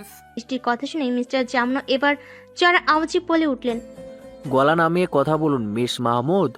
মনে রাখুন ইউ আর ইন কালাফ। এটা আপনার বাড়ি না যে এভাবে চেঁচাবেন, তাও একজন সিনিয়র অফিসারের উপর, বুঝলেন? শো আওয়াজ নিচে। বৃষ্টি এবার কাতর দৃষ্টিতে মিস্টার জামানের দিকে তাকালো। চাতক পাখির মতন সমস্ত রুমটার একবার চোখ বুলিয়ে লকপের বাইরে তাকানোর চেষ্টা করে একটা চেনা মুখের সন্ধান করে গেল তার সন্ধানী দুটো টলমলে চোখ। কিন্তু না, রুদ্রকে দেখতে পেল না। কাল তাকে অ্যারেস্ট করে লকআপে নিয়ে আসার পর থেকেই আর লোকটাকে দেখতে পায়নি বৃষ্টি। কে জানে কোথায় উবে গেল। আচ্ছা, রুদ্র তো বলেছিল সে বিশ্বাস করে বৃষ্টিকে, তবে এখন কেন সে বৃষ্টি পাশে নেই? তবে কি সেও অবিশ্বাস করলো বৃষ্টিকে? কতটা ভাবনার মাঝে আসা মাত্রই নিজেকে আরো বেশি অসহায় লাগলো বৃষ্টির। একটা চাপা কষ্ট, দম বন্ধ করা অনুভূতি হলো। কিন্তু কেন? সে কারণটা জানা নেই তার। রুদ্রকে না পেয়ে বৃষ্টি কাতস্বরে মিস্টার জামানের উদ্দেশ্যে বলে উঠল, বিলিভ মি অফিসার, আমি কিছুই করিনি। আমি কেন মারবো ওনাকে বলুন? মারিনি আমি। মিস্টার জামান বাঁকা হাসলেন। এরপর নিজের মুখটাকে বৃষ্টির দিকে কিছুটা এগিয়ে নিয়ে গেলেন। বৃষ্টি আচমকা এমন হতে ঘাবড়ে গিয়ে নিজের মাথা পিছিয়ে নিল কিছুটা। এরপর মিস্টার জামান ধীর স্বরে বলে উঠলেন, এত রাতে একটা মেয়ে কেন যাবে একটা পুরুষের কাছে মিস মাহমুদ? বলুন, নিশ্চয়ই তেমন কোনো সম্পর্কে জড়িত ছিলেন আপনারা। আর সে রাতে হয়তো এমন কিছু হয়েছিল যার জন্য আপনি খুন করে দিলেন। কে বলতে পারে টাকার বিনিময়ে আপনি নিজেকে বিকিয়ে দেননি? আর এই লেনদেনের ফলস্বরূপ হয়তো কোনো ঝামেলায় ফলাফল এই খুন। নিজের সম্পর্কে মিস্টার জামানের মুখে এমন নোংরা ইঙ্গিত শুনে বৃষ্টির প্রবল কিনায় চোখ বুজে নিল। জোরে একটা শ্বাস ছেড়ে একদম মিস্টার জামানের চোখে চোখ রেখে তাকালো সে। কাট কাট গলায় শক্তি করে উঠল, মুখ সামলে কথা বলুন স্যার। বিনা কোনো প্রমাণে কোনো মেয়ের সম্পর্কে এরূপ ঘৃণ্য মন্তব্য করাটা হয়তো আপনার শোভা পায় না স্যার। এইটুকু ভেবে বলুন কথাগুলো। আমি আপনার মেয়ের মতো একজন কন্যা সমতুল্য মেয়েকে এমন জঘন্য অপবাদ দিতে আপনার কি একটু খারাপ লাগলো না স্যার? পেশার স্বার্থে ব্যক্তিত্ব বিসর্জন দেবেন না। আর আমি কতবার বলবো আমি ওনাকে সাহায্য করতে গেছিলাম, উনি আমাদের হসপিটালে ফোন করেছিল, কেন বিশ্বাস করছেন না? বৃষ্টির কথাই মিস্টার জামান সোজা হয়ে দাঁড়ালেন। দু পকেটে হাত গুজে এবারে শান্ত কণ্ঠে বৃষ্টিকে প্রশ্ন করলেন, আপনি অবশ্যই আমার মেয়ের মতো মিস মাহমুদ, তবে কিছু ক্ষেত্রে আমাদেরও নিজের সন্তানের বিরুদ্ধেও যেতে হয়, আমরা বাধ্য থাকি। যাই হোক, আপনি আমাকে এটা বলুন, আপনি যখন ওনাকে হেল্প করতেই অত রাতে ওনার বাড়িতে গেলেন, তখন একা কেন গেলেন? সাথে করে হসপিটালের অন্য কোনো স্টাফ বা অ্যাম্বুলেন্স নিয়ে এলেন না কেন? বৃষ্টি একটা দীর্ঘশ্বাস ফেলে বলে উঠল, ওটাই তো ভুল হয়ে গেছে স্যার। আমার উচিত ছিল কাউকে সাথে নিয়ে আসা, কিন্তু তাড়াহুড়োয় মাথা কাজ করেনি। ঠিকানা শোনা মাত্র কিছু না ভেবেই আমি নিজের গাড়ি নিয়েই বেরিয়ে গেছি। তাছাড়া অনেক রাত ছিল, অত রাতে হসপিটালে স্টাফও কম ছিল, এই জন্য কাউকে যে ডাকবো সেটাও মাথায় আসেনি। কিন্তু এই একটা কারণে যে আমি এইভাবে ফেসে যাব তা কল্পনাতেও আসেনি। মিস্টার জামান শান্ত দৃষ্টিতে বৃষ্টিকে একবার দেখে নিলেন। উনি বৃষ্টির সামনে একটা চেয়ার টেনে বসে বৃষ্টিকে বলে উঠলেন, তুমি আমার বয়সে অনেক ছোট বৃষ্টি, তোমাকে তাই তুমি বলছি। তোমায় একটা কথা বলে, আমি নিজেও জানি খুনটা তুমি করোনি, কিন্তু আমার থেকে উপরমহল থেকে অর্ডার এসেছে ঘটনাস্থলে যাকে পাওয়া গেছে তাকেই প্রমাণ সাবজেক্ট বানিয়ে দিয়ে কেস ফাইলটা ক্লোজ করে দেওয়ার জন্য যত দ্রুত সম্ভব। তাই আমাদের এমনটা করতে হবে মা, করতে হয়েছে, আমরা বাধ্য। পারলে ক্ষমা করে দিও। বৃষ্টি তুমুল বিস্ময় নিয়ে চাইল মিস্টার জামানের দিকে। মানে কি এসব কি বলছেন উনি? কিছুই বুঝতে পারল না বৃষ্টি। সবটা কেমন অদ্ভুত ঘোলাটে ঠেকছে তার কাছে। চিন্তা ভাবনা কিছুই ঠিকভাবে করতে পারছে না। সে তো এটাই বুঝতে পারছে না তাকে কেন এভাবে ফাঁসানো হচ্ছে। কে আছে এনাদের উপর মহলে?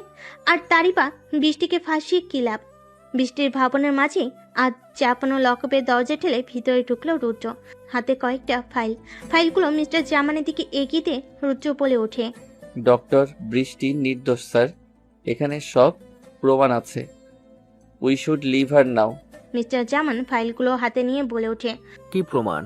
রুদ্র বৃষ্টির দিকে এক লোক দেখে নেই মিস্টার জামানকে উদ্দেশ্য করে বলে ওঠে, স্যার, এখানে টেলিফোন কল রেকর্ড এবং কল লিস্ট, তাতে এটা পরিষ্কারভাবে প্রমাণিত যে বৃষ্টির সাথে হসপিটালের টেলিফোনেই ভিকটিমের কথা হয়েছিল এবং সে সূত্রেই যে বৃষ্টি ভিকটিমের বাড়ির উদ্দেশ্যে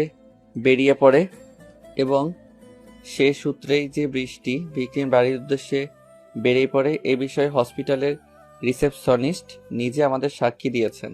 এখানে ওনার এ বিষয়ে স্বীকারোক্তিও আছে। তাছাড়া ভিকটিমের পোস্টমর্টেম রিপোর্ট অনুযায়ী ওনার খুনের মূল কারণ ছুরির আঘাত না। ছুরিটা ওনার হাত বরাবর বসানো হলেও তা হাড় ভেদ করতে পারেনি। হাটের বেশ খানিকটা ওপরেই তা থেমে গিয়েছিল। ওনার মৃত্যুর আসল কারণ বিষ। ওনাকে প্রথমে কোনো পানীয়ের সাথে বিষ খাওয়ানো হয়, তাও যে সে বিষ নয়, একেবারে অ্যাকোনাইট। মিস্টার জামান চমকালেন, চমকে গিয়ে বলে উঠলেন, what? Aconite? It's a dangerous slow poisoning, Rudra. Rudra mister জামানের কথায় সাজ জানিয়ে বলে ওঠে, জি স্যার, আসলে যে খুন করেছে সে ভীষণ চালাকি করেছে। ইচ্ছে করেই এমন একটা বিষ ব্যবহার করেছে যা ময়না তদন্তে ধরা পড়ার চান্সেস খুবই কম। যিনি পোস্টমর্টেম করবেন তিনি মাত্র একটা লক্ষণ দেখেই বুঝতে পারবেন অ্যাকোনাইটের উপস্থিতি। তবে যদি তা ধরতে না পারেন তবে কখনোই বোঝা যাবে না ভিকটিমের মৃত্যুর কারণ বিষক্রিয়া। বাট এক্ষেত্রে আমাদের লাক ভালো, তাই আমরা বিষের প্রেজেন্স বুঝতে পেরেছি। অ্যাকোনাইট শরীরে প্রবেশের 2 থেকে 6 ঘন্টার মধ্যে ভিকটিমের মৃত্যু হয়। সেই হিসেবে বৃষ্টি ক্রাইম স্পটে পৌঁছানোর অনেক আগে বিষ প্রবেশ করেছিল মিস্টার আরমান আহমেদের শরীরে। আর ভিকটিমের বুকে যে ছুরি দিয়ে আঘাত করা হয়েছে তাতেও যে হাতের ছাপ পাওয়া গেছে তা বৃষ্টির নয়। তার চেয়েও বড় কথা, মিটার আরমানের পরিবারের কেউ এখানে থাকেন না, সকলেই থাকেন খুলনাতে। এখানে ওনার সাথে শুধু ওনার স্ত্রী থাকতেন। তবে এ অবধি ওনার স্ত্রীর কোনো হদিস আমরা পাইনি। এমনকি ও বাড়িতে ওনার স্ত্রীর কোনো চিহ্ন ছিল না, একটা ছবি অবধি না। এটা তো কাকতালীয় না স্যার? আমার মন বলছে ওনার স্ত্রীর সন্ধান পেলেই এই মৃত্যুর আসল কিনারা মিলবে। তবে সেসব পরের কথা। এখন গুরুত্বপূর্ণ কথা হলো বৃষ্টি নিরপরাধ। মিস্টার জামান সব কথা শুনে উঠে দাঁড়ালেন। বৃষ্টিকে একবার দেখে নিয়ে রুদ্রকে হালকা হেসে বললেন, বৃষ্টিকে ছেড়ে দাও, রুদ্র। রুদ্র মিস্টার জামানের কথায় হেসে মাথা নাড়ল। বৃষ্টির দিকে তাকিয়ে তার দিকে নিজের এক হাত বাড়িতে বলে উঠল, congrats doctor, you are free now. Brishti যেন সবটাই স্বপ্ন মনে হচ্ছে। তার সামনে এত দ্রুত সবকিছু ঘটে যাচ্ছে যে সে বুঝতেই পারছে না কোনটা বাস্তবতা আর কোনটা কল্পনা। তবুও রুদ্রের বাড়ানো হাতটা আঁকড়ে ধরে সে চেয়ার ছেড়ে উঠে দাঁড়ালো। হালকা কণ্ঠে রুদ্রের চোখের দিকে তাকিয়ে তাকে জিজ্ঞেস করে উঠল, এটা সত্যি? আমাকে সত্যিই ছেড়ে দেওয়া হচ্ছে? রুদ্র চোখের পলক ফেলে সায় জানাতেই বৃষ্টির চেহারা উজ্জ্বল হয়ে উঠল। এতক্ষণ মুখে ফুটে থাকা ভয়ের রেশটা কেটে গিয়ে আনন্দের তৃপ্তির আভা ছড়িয়ে পড়ে সর্বত্র। রুদ্রর হাতে হাত রেখে নির্ভয়ে লকেপের বাইরে বেরিয়ে আসতে পরম শান্তিতে নিঃশ্বাস ফেলল সে। একদিনেই এই অন্ধকারের দম আটকে আসছিল তার, এখন আবার মুক্ত হয়ে শ্বাস নিতে পেরে খুশিতে মন নেচে উঠল তার। তাই খুশি চোটে আবার বৃষ্টি একটি আশ্চর্য ঘটনা ঘটিয়ে বসলো। দুহাতে রুদ্রের গলা আঁকড়ে তাকে জড়িয়ে ধরলো আনমনে। রুদ্র চমকালো, কিছুটা থমকালো, তবে অদ্ভুতভাবে বৃষ্টিকে নিজে থেকে ছাড়িয়ে নিল না, সরিয়ে দিল না। কেন তা হয়তো সেও জানে না, তবে কোনো এক অদৃশ্য বাধা তাকে বেঁধে দিল। অগত্যা বৃষ্টির বাহুডোরে আবদ্ধ হয়ে দাঁড়িয়ে রইল সে, নিষ্প্রিয়ভাবে নীরব নিশ্চুপে। এটা পাবলিক প্লেস ডক্টর। আপনি যেভাবে আমায় ঝাপটে ধরে আছেন তা খুবই লজ্জাজনক। সবাই আমাদের দেখছে। রুদ্র ধীর আওয়াজ কানে যেতে তার থেকে সরে আসে বৃষ্টি। দুজনের মাঝে কিছুটা দূরত্ব সৃষ্টি করে আর চোখে একবার আশেপাশে সবার দিকে তাকিয়ে দেখতে পায়। সকলের দৃষ্টির কেন্দ্রবিন্দু তারা দুজনেই। সকলেই নিজের নিজের কাজ ফেলে হাঁ করে তাকিয়ে আছে তাদের দুজনের দিকে আর মিটিমিটি হাসছে। সবার ভাব এমন যেন ফ্রিতে কোনো মুভির রোমান্টিক সিন দেখেছে। আজব লোকজন। বৃষ্টি বিরক্ত হয়, বিরক্ত আর জড়তা নিয়ে রুদ্রর দিকে তাকাতেই রুদ্র তাকে চোখের ইশারায় শান্ত হতে বলে। রুদ্রর কথা অনুযায়ী নিজেকে খানিকটা সামলে নেয় বৃষ্টি। এলোমেলো শাড়ির কুচিগুলোতে দু একবার হাত চালিয়ে তাদের সামনে নিয়ে দক্ষ হাতে ঠিক করে নেয় ভাঁজ নষ্ট হয়ে যাওয়া শাড়ির আঁচলটাও। এরপর রুদ্রর দিকে তাকিয়ে হালকা হেসে বলে ওঠে, ধন্যবাদ অফিসার, আবার আপনার কাছে ঋণী হয়ে গেলাম। আজ আপনি যা করলেন তার প্রতিদান আমি কখনো দিতে পারবো না। আবারও অসংখ্য ধন্যবাদ জানাই আপনাকে। বৃষ্টির কথা শুনে রুদ্রও হেসে ওঠে। দু ঠোঁটের কিনারে উপচে পড়া হাসি রেখে সে বলে ওঠে, কেউ একজন বলেছিল রোগীর চিকিৎসা করাটা তার কর্তব্য, তাই এর জন্য তাকে ধন্যবাদ দেবার প্রয়োজন নেই। তো সে হিসেবে তো নিরপরাধকে বাঁচানো আর আসল দোষীকে চিহ্নিত করা একজন পুলিশ অফিসার হিসেবে আমারও কর্তব্য, তাই নয় কি? তবে এর জন্য আমাকে ধন্যবাদ দেওয়ারও তো কোনো প্রয়োজনীয়তা নেই ডক্টর। আর বাকি রইল ঋণ শোধের কথা তো। তাহলে বলতে হয় সময় আসলে সে ঋণ নিজেই শোধ হবার উপায় দেখিয়ে দিবে, আপনা আপনি শোধ হয়ে যাবে। ততদিন না হয় থাকলে নি একটু ঋণী, খুব ক্ষতি হয়ে যাবে কি? বৃষ্টি এবার ঠোঁট এলিয়ে বিস্তর হেসে দুপাশে মাথা তুলিয়ে না বলে ওঠে।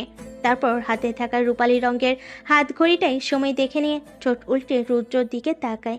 রাত 9টা বেজে গেছে। তাদের হোস্টেলের গেট বন্ধ করে দেয় সন্ধ্যা 7টার মাঝে। এখন তাই হোস্টেলে ঢুকতে পারবে না সে কোনোভাবে। এখন এত রাতে সে কোথায় থাকবে, কোথায় যাবে? কথাগুলো ভাবতেই বৃষ্টির মাথায় জট পাকতে শুরু করে একরাশ চিন্তা। বৃষ্টির চিন্তিত মুখশ্রী দেখে রুদ্র খানিকটা চিন্তায় পড়ে যায়। তারপর কিছু একটা আন্দাজ করে সে বলে ওঠে, আহ, আপনি চাইলে আমার বাড়িতে আজ থাকতে পারেন ডক্টর। না মানে যদি আপনি চান। বৃষ্টির কথা শুনে বৃষ্টির সরু চোখে তার দিকে তাকায়। সেই দৃষ্টির চোখে পড়তেই রুদ্র কিছুটা ইতস্তত বোধ করে মাথা নামিয়ে নেয়। ডান হাতে মাথা খানিকটা চুলকে নিয়ে আমতা আমতা করে বলে, আহ, ওভাবে তাকানোর কিছু নেই। আমার আমার বাড়িতে আমার বাবা আছে, আপনাকে তিনি মেয়ের মতোই আপ্যায়ন করবেন। তাছাড়া এত রাতে আপনার হোস্টেলে ঢুকতে পারবেন বলে মনে হয় না, তাই বললাম। এখন আপনার যদি অন্য কোথাও যাবার উপায় থাকে তো আমাকে বলুন, আমি পৌঁছে দেব। বৃষ্টির দৃষ্টি এবার আবার নত হয়ে আসে।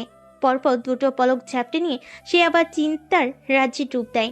এত রাতে তার অন্য কোনো ফ্রেন্ডের কাছে গিয়ে তাদের বিড়ম্বনায় ফেলার সাথে সাথে নিজেও বিড়ম্বনায় পড়ার কোনো মানে নেই। তাছাড়া তার অধিকাংশ বান্ধবীরাই হোস্টেলে, যে 2-4 জন বাইরে থাকে তার তো পরিবারের সাথে থাকে। সেখানে এত রাতে হুট করে গিয়ে কি বলবে সে? বলে দেবে সে একটা জেল কাটিয়ে তারপর ফিরছে?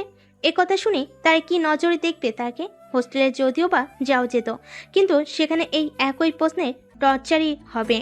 তখন সে সত্যিটা বলে কে জানে সবাই কি ভাববে তার সম্পর্কে। আর সত্যটা যদি লুকিয়ে কারি কারি মিথ্যা কথা বলে তবে সে নিজে শান্তি পাবে না।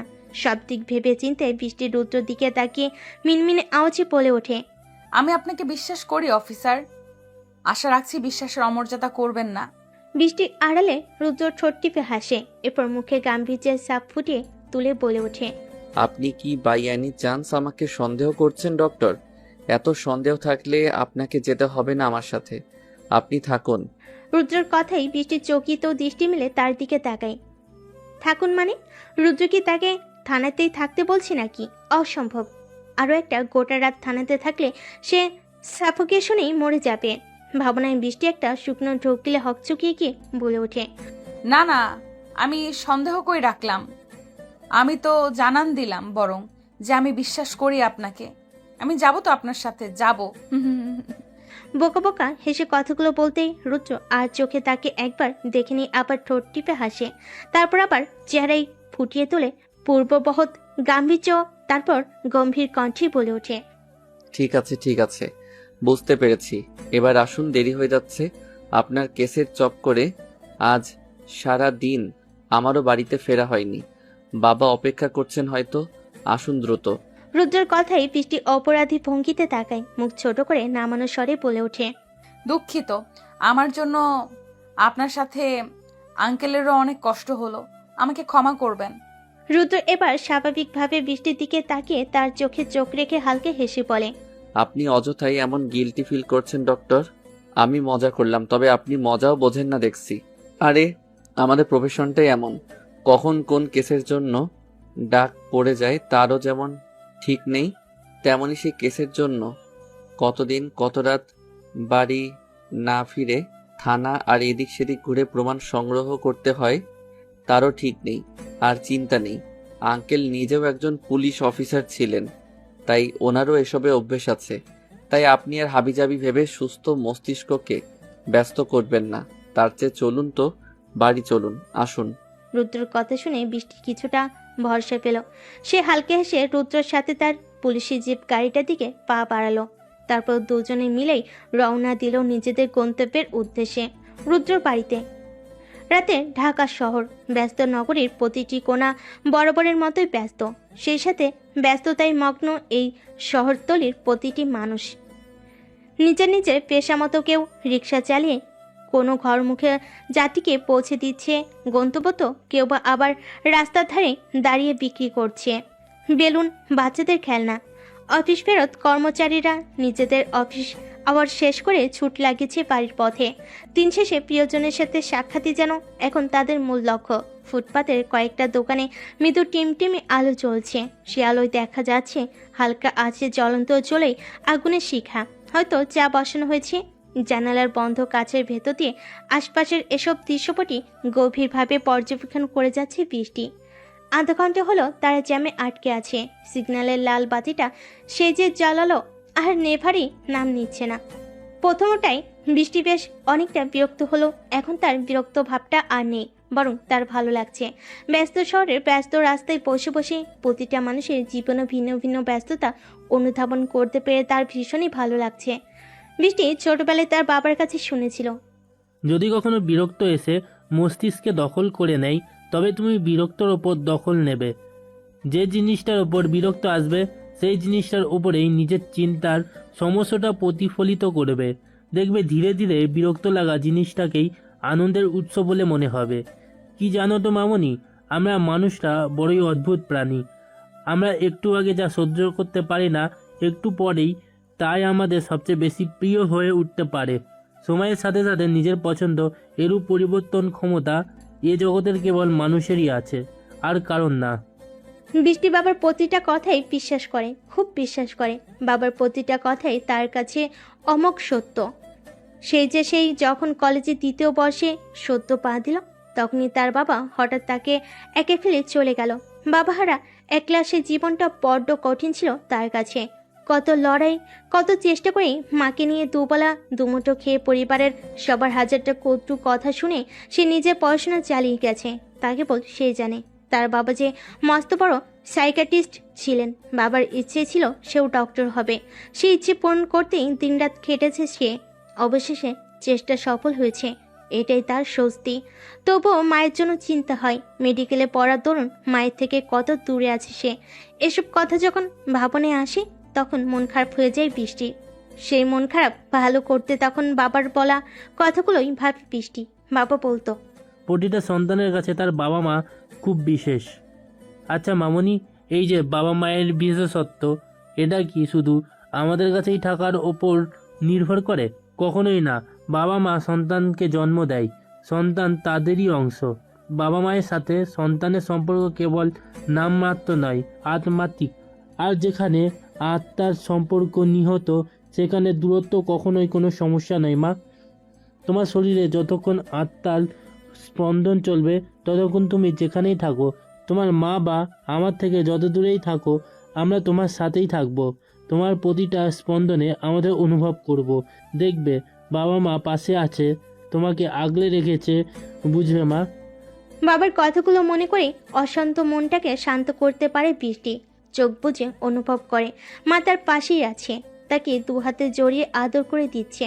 ব্যাস, সব দুশ্চিন্তা মুহূর্তে মিলিয়ে গিয়ে ঘুমের সাগরে তলিয়ে যায় সে। আজ বাবার এই কথাটারও প্রমাণ পেয়ে গেল বৃষ্টি। সত্যি, মানুষের মতো দ্রুত প্রিয় কিছুর পরিবর্তন কেউ কিছু করতে পারে না। বৃষ্টির ভাবনার মাঝে কখন যে রুদ্র আবার গাড়ি চালাতে শুরু করেছে, সেদিকে খেয়ালই করেনি বৃষ্টি। বাবাকে নিয়ে ভাবতে বসলে তার সময় যে কোন দিক দিয়ে পেরিয়ে যায় সে তা বুঝতেই পারে না। বৃষ্টি যখন অমনি বাবাকে নিয়ে ভাবতে ব্যস্ত, তখনই রুদ্রর জিপটা এসে থামে একটা দোতলা বাড়ির সামনে। গাড়িতে ব্রেক কষতেই সামনের দিকে খানিকটা ঝুঁকে পড়ার ধ্যান ভাঙে বৃষ্টির। গাড়িতে ব্রেক কষতেই সামনের দিকে খানিকটা ঝুঁকে পড়ে ধ্যান ভাঙে বৃষ্টির। ভাবনার রাজ্য থেকে বেরিয়ে এসে রুদ্রের দিকে তাকাতেই তাকে গাড়ি থেকে নামতে বলে রুদ্র। বৃষ্টিও ধীর পায়ে নেমে দাঁড়ায় গাড়ি থেকে। সে এখন রুদ্রর পাশে মর্মস্পর্শী নামে একটা সাদা ডুপ্লেক্স বাড়ির সামনে দাঁড়িয়ে আছে। মেন গেটটা ফাঁক করে রুদ্র বাড়ির ভেতরে পা রাখতে দেখে বৃষ্টি তার পাশে নেই। পিছু ফিরে দেখে মেয়েটা ইতস্তত দৃষ্টিতে গোটা বাড়ির অবয়ে চোখ বুলিয়ে যাচ্ছে। তার দৃষ্টিতে আড়ষ্টতা। রুদ্র গলা ছেড়ে পড়ে ওঠে, ডক্টর আসুন, ভয় নেই, আপনার বিশ্বাসের অমর্যাদা হবে না। রুদ্রর কথাই বৃষ্টি খানিকটা লজ্জা পায়।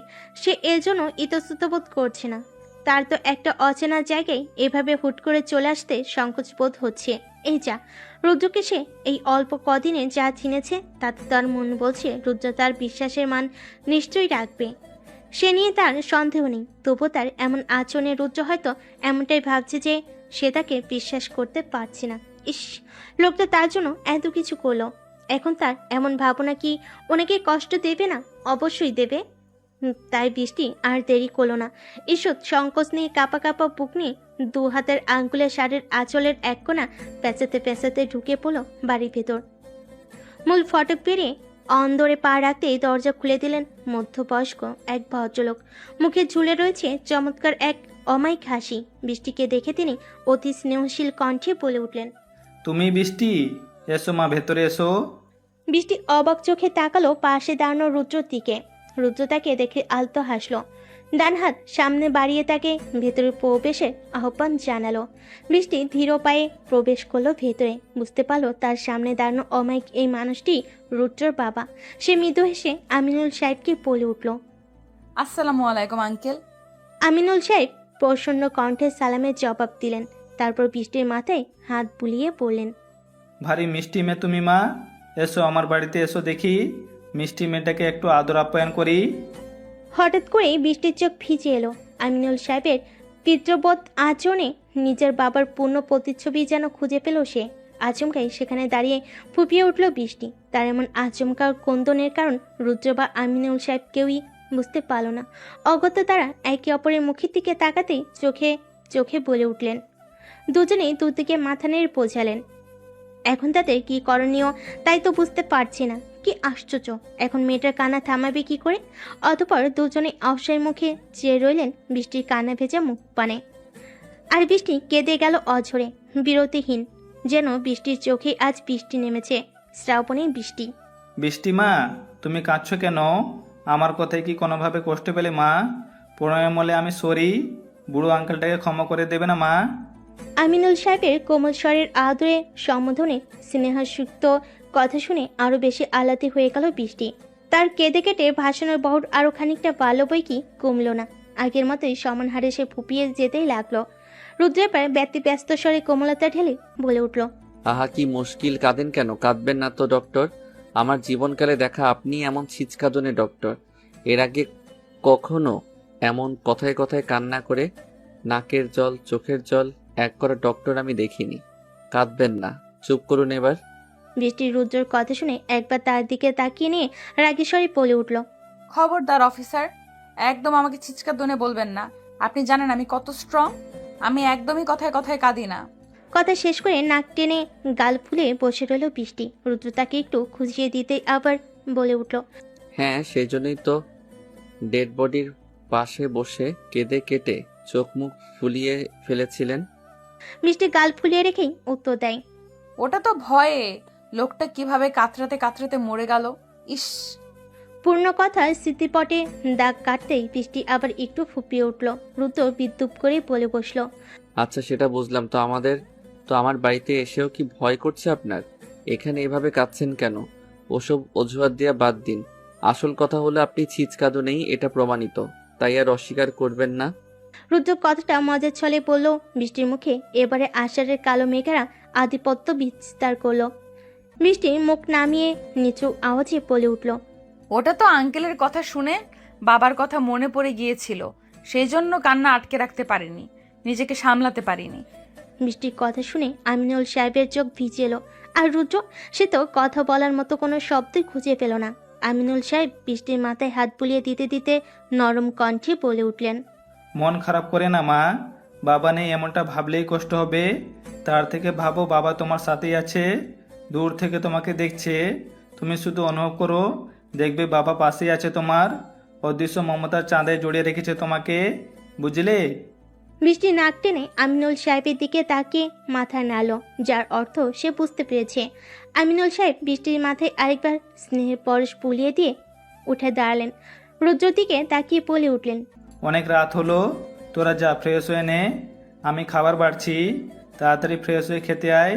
কাল থেকে তো মেয়েটা খাওয়া হয়নি বোধ হয়, যা জলদি যা। এরপর বৃষ্টির দিকে তাকিয়ে ওর উদ্দেশ্যে বলে উঠলেন, মা তুমি বরং আমার রুমে ওয়াশরুমটায় যাও, রুদ্র নিয়ে যাবে তোমাকে। আর আমার ঘরে আলমারিতে কোটা সুতির শাড়ি পড়ে আছে, তার মধ্যে থেকে যে কোনো একটা পরে নিও। আসলে রুদ্রমা চলে যাওয়ার আগে ও কটা শাড়ি রেখে গেছিল, আমি তো তাকে আজও ভুলতে পারি নাই, তাই তার স্মৃতি হিসেবে রেখে দিয়েছি শাড়িগুলো, আজ কাজে লেগে যাবে। আমিনুল সাহেবের কথাই বৃষ্টির কষ্ট হলো। রুদ্র তার মানে মা নেই। বৃষ্টি ভেবে নিল রুদ্রর মা মারা গেছে। ওদিকে বাবার মুখে মায়ের কথা শুনে রুদ্রর মুখে আধার ঘনালো। সে রাগত স্বরে বলে উঠল, এসব কথা বাদ দাও বাবা। ডক্টর বৃষ্টি, আপনি আসুন আমার সাথে, চলুন। হঠাৎ রুদ্রর মেজাজে এরূপ পরিবর্তনের কারণ বৃষ্টি ঠিক বুঝতে পারল না, তাই ট্যাপ ট্যাপ করে বার দুয়েক রুদ্রর দিকে তাকিয়ে থেকে সে রুদ্রর সাথে যাবার জন্য এগিয়ে গেল। সিঁড়ি ভেঙে দোতলার দক্ষিণ কোণার একটা ঘরের সামনে দাঁড়িয়ে রুদ্র বলে উঠল, এটা বাবার রুম বৃষ্টি, যান ফ্রেশ হয়ে নিন, আসছি। বৃষ্টি মাথা দুপাশে হেলিয়ে সাই জানাতে তার পাশের রুমটার ভেতরে গটগট করে ঢুকে গেল রুদ্র। সেদিকে কিয়ৎক্ষণ তাকিয়ে থেকেও বৃষ্টি চলে গেল রুমের ভিতর। পশ্চিম কোণে রাখা আলমারিটা কিছুটা অস্বস্তির সাথে নেড়েচেড়ে দেখল। সে কখনোই অন্যের শাড়ি পরতো না, কিন্তু কাল থেকে লকআপে ছিল সে। গা মাথা সব যেন কেমন ম্যাচ ম্যাচ করছে। পরনে থাকা শাড়ির হালও যাচ্ছে, তাই এ অবস্থায় তাকে শাওয়ার নিয়ে চেঞ্জ করতেই হবে, নইলে আজ রাতে অস্থিরতায় ঘুমোতে পারবে না। অগত্যা আলমারিটা বহু দ্বন্দ্ব নিয়ে খুলে তার এক কোণে সযত্নে আটপাট করে ভাঁজ করে রাখা শাড়িগুলোর মধ্যে থেকে একটা সাদা সুতোয় কাজ করা পাড়ের গাঢ় নীল শাড়ি বেছে নিল সে। তারপর সেটা নিয়েই ঢুকে গেল ওয়াশরুমে। মিনিট 20 সময় নিয়ে একটা লম্বা শাওয়ার সেরে বেরিয়ে এলো সে। পরনে সেই গাঢ় নীল রঙা শাড়ি, তোয়ালে দিয়ে মাথার ভেজা চুলগুলোকে একটু ঝেড়ে নিয়ে ভেজা শাড়ি ভেজা তোয়ালে একটা বালতিতে রেখে এদিক ওদিক তাকিয়ে রুমের বাইরে বেরিয়ে এলো বৃষ্টি। ভেজা কাপড় চোপড় কোথায় মেলবে তা নিয়ে ভাবতে ভাবতেই বাদিকে থাকা ছাদের সিঁড়ির দিকে নজর গেল তার। অমনি কিছু না ভেবে সিঁড়ি বেয়ে ছাদে উঠে গেল ভেজা কাপড়ের বালতি হাতে। ছাদের ঠিক রেলিং ঘেঁষে সে বারবার কাপড় মেলার জন্য দড়ি টাঙ্গানো দেখে সেদিকে এগিয়ে গেল। সেখানে দাঁড়িয়ে সবটা কাপড় ভালো মতো মেলে দিয়ে পিছু ঘুরতেই ঘটল এক বিপত্তি। তার পেছনে কখন যে রুদ্র এসে দাঁড়িয়েছে তা খেয়ালই করেনি সে। তাই আচমকা পিছু ফিরে রুদ্রকে দেখা মাত্রই ভয় পেয়ে কিছুটা চমকে গিয়ে দুপা পিছিয়ে যেতেই ভেজা কাপড় গড়িয়ে মেঝেতে পড়া জলে পা পিছলে যায় বৃষ্টি। ডাল সামলাতে না পেরে রেলিং থেকে নিচের দিকে পড়ে যাবার জন্য অনেকখানি হেলে পড়তেই হাতে টান অনুভব করে সে। ভয়ে খিচে আসা চোখ মুখ আলতো করে মেলে তাকাই সামনে দাঁড়িয়ে থাকা মানুষটির মুখপানে।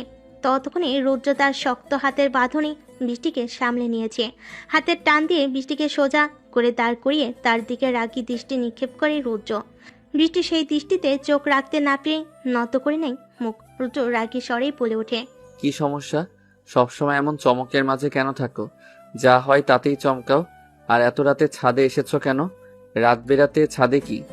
বৃষ্টি দুহাত ঘষতে ঘষতে আমতা আমতা করে বলে, আসলে কাপড়গুলো মেলতে। Shut up. রুদ্রের ধমক শুনে চুপ করে যায় বৃষ্টি। কেঁপে ওঠে কিছুটা। রুদ্র আবার রাগ মিশ্রিত স্বরেই বলে ওঠে, কেন? রুমের পাশে যে বেলকনি নামক একটা বস্তু আছে তা চোখে পড়ে না তোমার? বেলকনিতে যাওনি কেন? বৃষ্টি আবার ভয়ে ভয়ে বলে ওঠে, আমি তো কাল ভোরেই চলে যাব। অত ভোরে আমার শাড়িগুলো আনতে আবার আঙ্কেলের রুমে গিয়ে ওনার ঘুম ভাঙাবো, তাই ভাবলাম। বৃষ্টিকে মাঝপথে থামিয়ে দিয়ে রুদ্র আবার বলে ওঠে, ভেবে একদম আমাকে উদ্ধার করেছো। এক্ষুনি আমি না ধরলে কি বিপদটা হতো ভাবতে পারছো? কেয়ারলেস গার্ল, চলো এখন। বাবা খাবার রেডি করে বসে আছেন, চলো। বৃষ্টি আর কিছু বলল না, চুপচাপ রুদ্রর সাথে নিচে ডাইনিং রুমে নেমে গেল। তবুও মনে মনে এত বকা খাবার পরও একটু খুশি অনুভূত হলো তার। লোকটা যে রাগের মাথায় কখন আপনি থেকে তুমিতে চলে এসেছে তা হয়তো নিজেও বুঝতে পারেনি। তবে বৃষ্টি খেয়াল করে দেখল রুদ্রের এই হঠাৎ পরিবর্তিত সম্বোধন তার ভালো লেগেছে, বেশ ভালো লাগছে।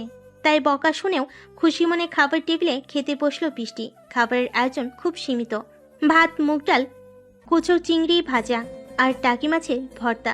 তবুও এই সীমিত আয়োজনে খুব তৃপ্তি করে খেলো বৃষ্টি। রান্না খুবই সুস্বাদু। সবাই বলে নারী নাকি সংসারের ভিত্তি, তাকে ছাড়া সংসার সাজাতে পারে না। অথচ এই বাড়ির প্রতিটা জিনিসই খুব নিপুণভাবে সজ্জিত। দেখে বোঝার উপায় নেই এই বাড়িতে শুধু দুজন বাবা ছেলের বাস। বৃষ্টি মনে মনে হাসলো। এই বাড়ির সবকিছু তার বেশ মনোপুত হয়েছে, সাথে এই বাবা ছেলেকেও। কিন্তু এই একটা কিন্তুতেই আটকে গেল সে। তার যে স্বপ্ন দেখতে মানা, মাকে একা রেখে নিজের জন্য কোনো কল্পনার রাজ্যে মাকে একে রেখে নিজের জন্য কোনো কল্পনার রাজ্য সৃষ্টির অধিকার তা নেই। তাই নিজের মনের মাঝে উকি দেওয়া কল্পনার জালকে সমূলে উৎপাট করে বৃষ্টি একটা দীর্ঘশ্বাস ফেল। তার জীবনে এসব সূক্ষ্ম সুন্দর অনুভূতির স্থান নেই। কি লাভ মিছে মিছে এসব নিয়ে ভেবে? পরিশেষে তো সেই না পাওয়ার কষ্টেই কাটতে হবে। কি দরকার? রাত 12টা। বিছানায় বেশ অনেকক্ষণ কয়েকবার এপাশে ওপাশ করেও দু চোখে ঘুম দেখা না পেয়ে বিরক্তি নিয়ে উঠে বসলো বৃষ্টি। নতুন ঘর, নতুন বিছানা, এর জন্যই হঠাৎ তার ঘুম আসছে না। আজ রাতে তাকে থাকতে দেওয়া হয়েছে রুদ্রদের গেস্ট রুমটাই। আমিনুল সাহেব নিজেই তদারকি করে রুমটা পরিষ্কার করিয়ে দিয়েছেন।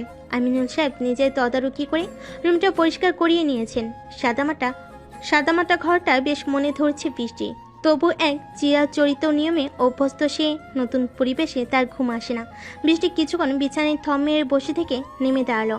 এদিক সেদিক কয়েকবার চোখ বুলিয়ে নিয়ে রুমের দরজাটা আলতো করে খুলে বেরিয়ে গেল রুম থেকে। গুটি গুটি বায়ে চলে এলো ছাদে। তবে ছাদে পৌঁছাতেই আটকে উঠল। ছাদের এক কোণে জ্বলতে থাকা আবছা টিমটিমে লাল বাল্বটার মৃদু আলোতে সে তার ঠিক সামনে একটা স্পষ্ট অবয় দেখতে পেল। এত রাতে ছাদে এমন ছায়ামূর্তির দর্শন পেয়ে ভয়ে ভয়ে সেদিকে এগিয়ে গেল সে একজন সায়েন্সের স্টুডেন্ট। এমন ভূতটুত তার বিশ্বাস করা মানায় না, কিছুতেই না। তাই ভয়ে কাঁপতে থাকা দূর বুক নিয়ে সে তার সাহসিকতার আর বিজ্ঞান মনস্ক চিন্তা ভাবনার পরিচয় দিতে সোজা গিয়ে দাঁড়ালো সেই ছায়ামূর্তির একদম পিছনে। একটা ঢোক গিয়ে কাপা হাতে সেই ছায়া মানবের কাঁধের কাজটা স্পর্শ করতে যাবে, তার আগে আচমকা বৃষ্টির দিকে ঘুরে গেল সে। একই অন্ধকার, তারপর লালচে আলোতে সেই মুখশ্রী ভয়ঙ্কর বলে বোধ হলো বৃষ্টির কাছে। সে কিছু না ভেবে গোটা ছাদ কাঁপিয়ে দিল এক গগন বিদারী চিৎকার। আচমকা বৃষ্টির এমন আর্দ্র চিৎকারে তার সামনে দাঁড়ানো সেই ভয়ানক ক্রোধ হওয়া ছায়ামূর্তিও চমকে গেল। ছায়ামূর্তি বৃষ্টির হাত ধরে তাকে নিজের কাছে টেনে এনে নিয়ে যেতে মুখ চেপে ধরল তার।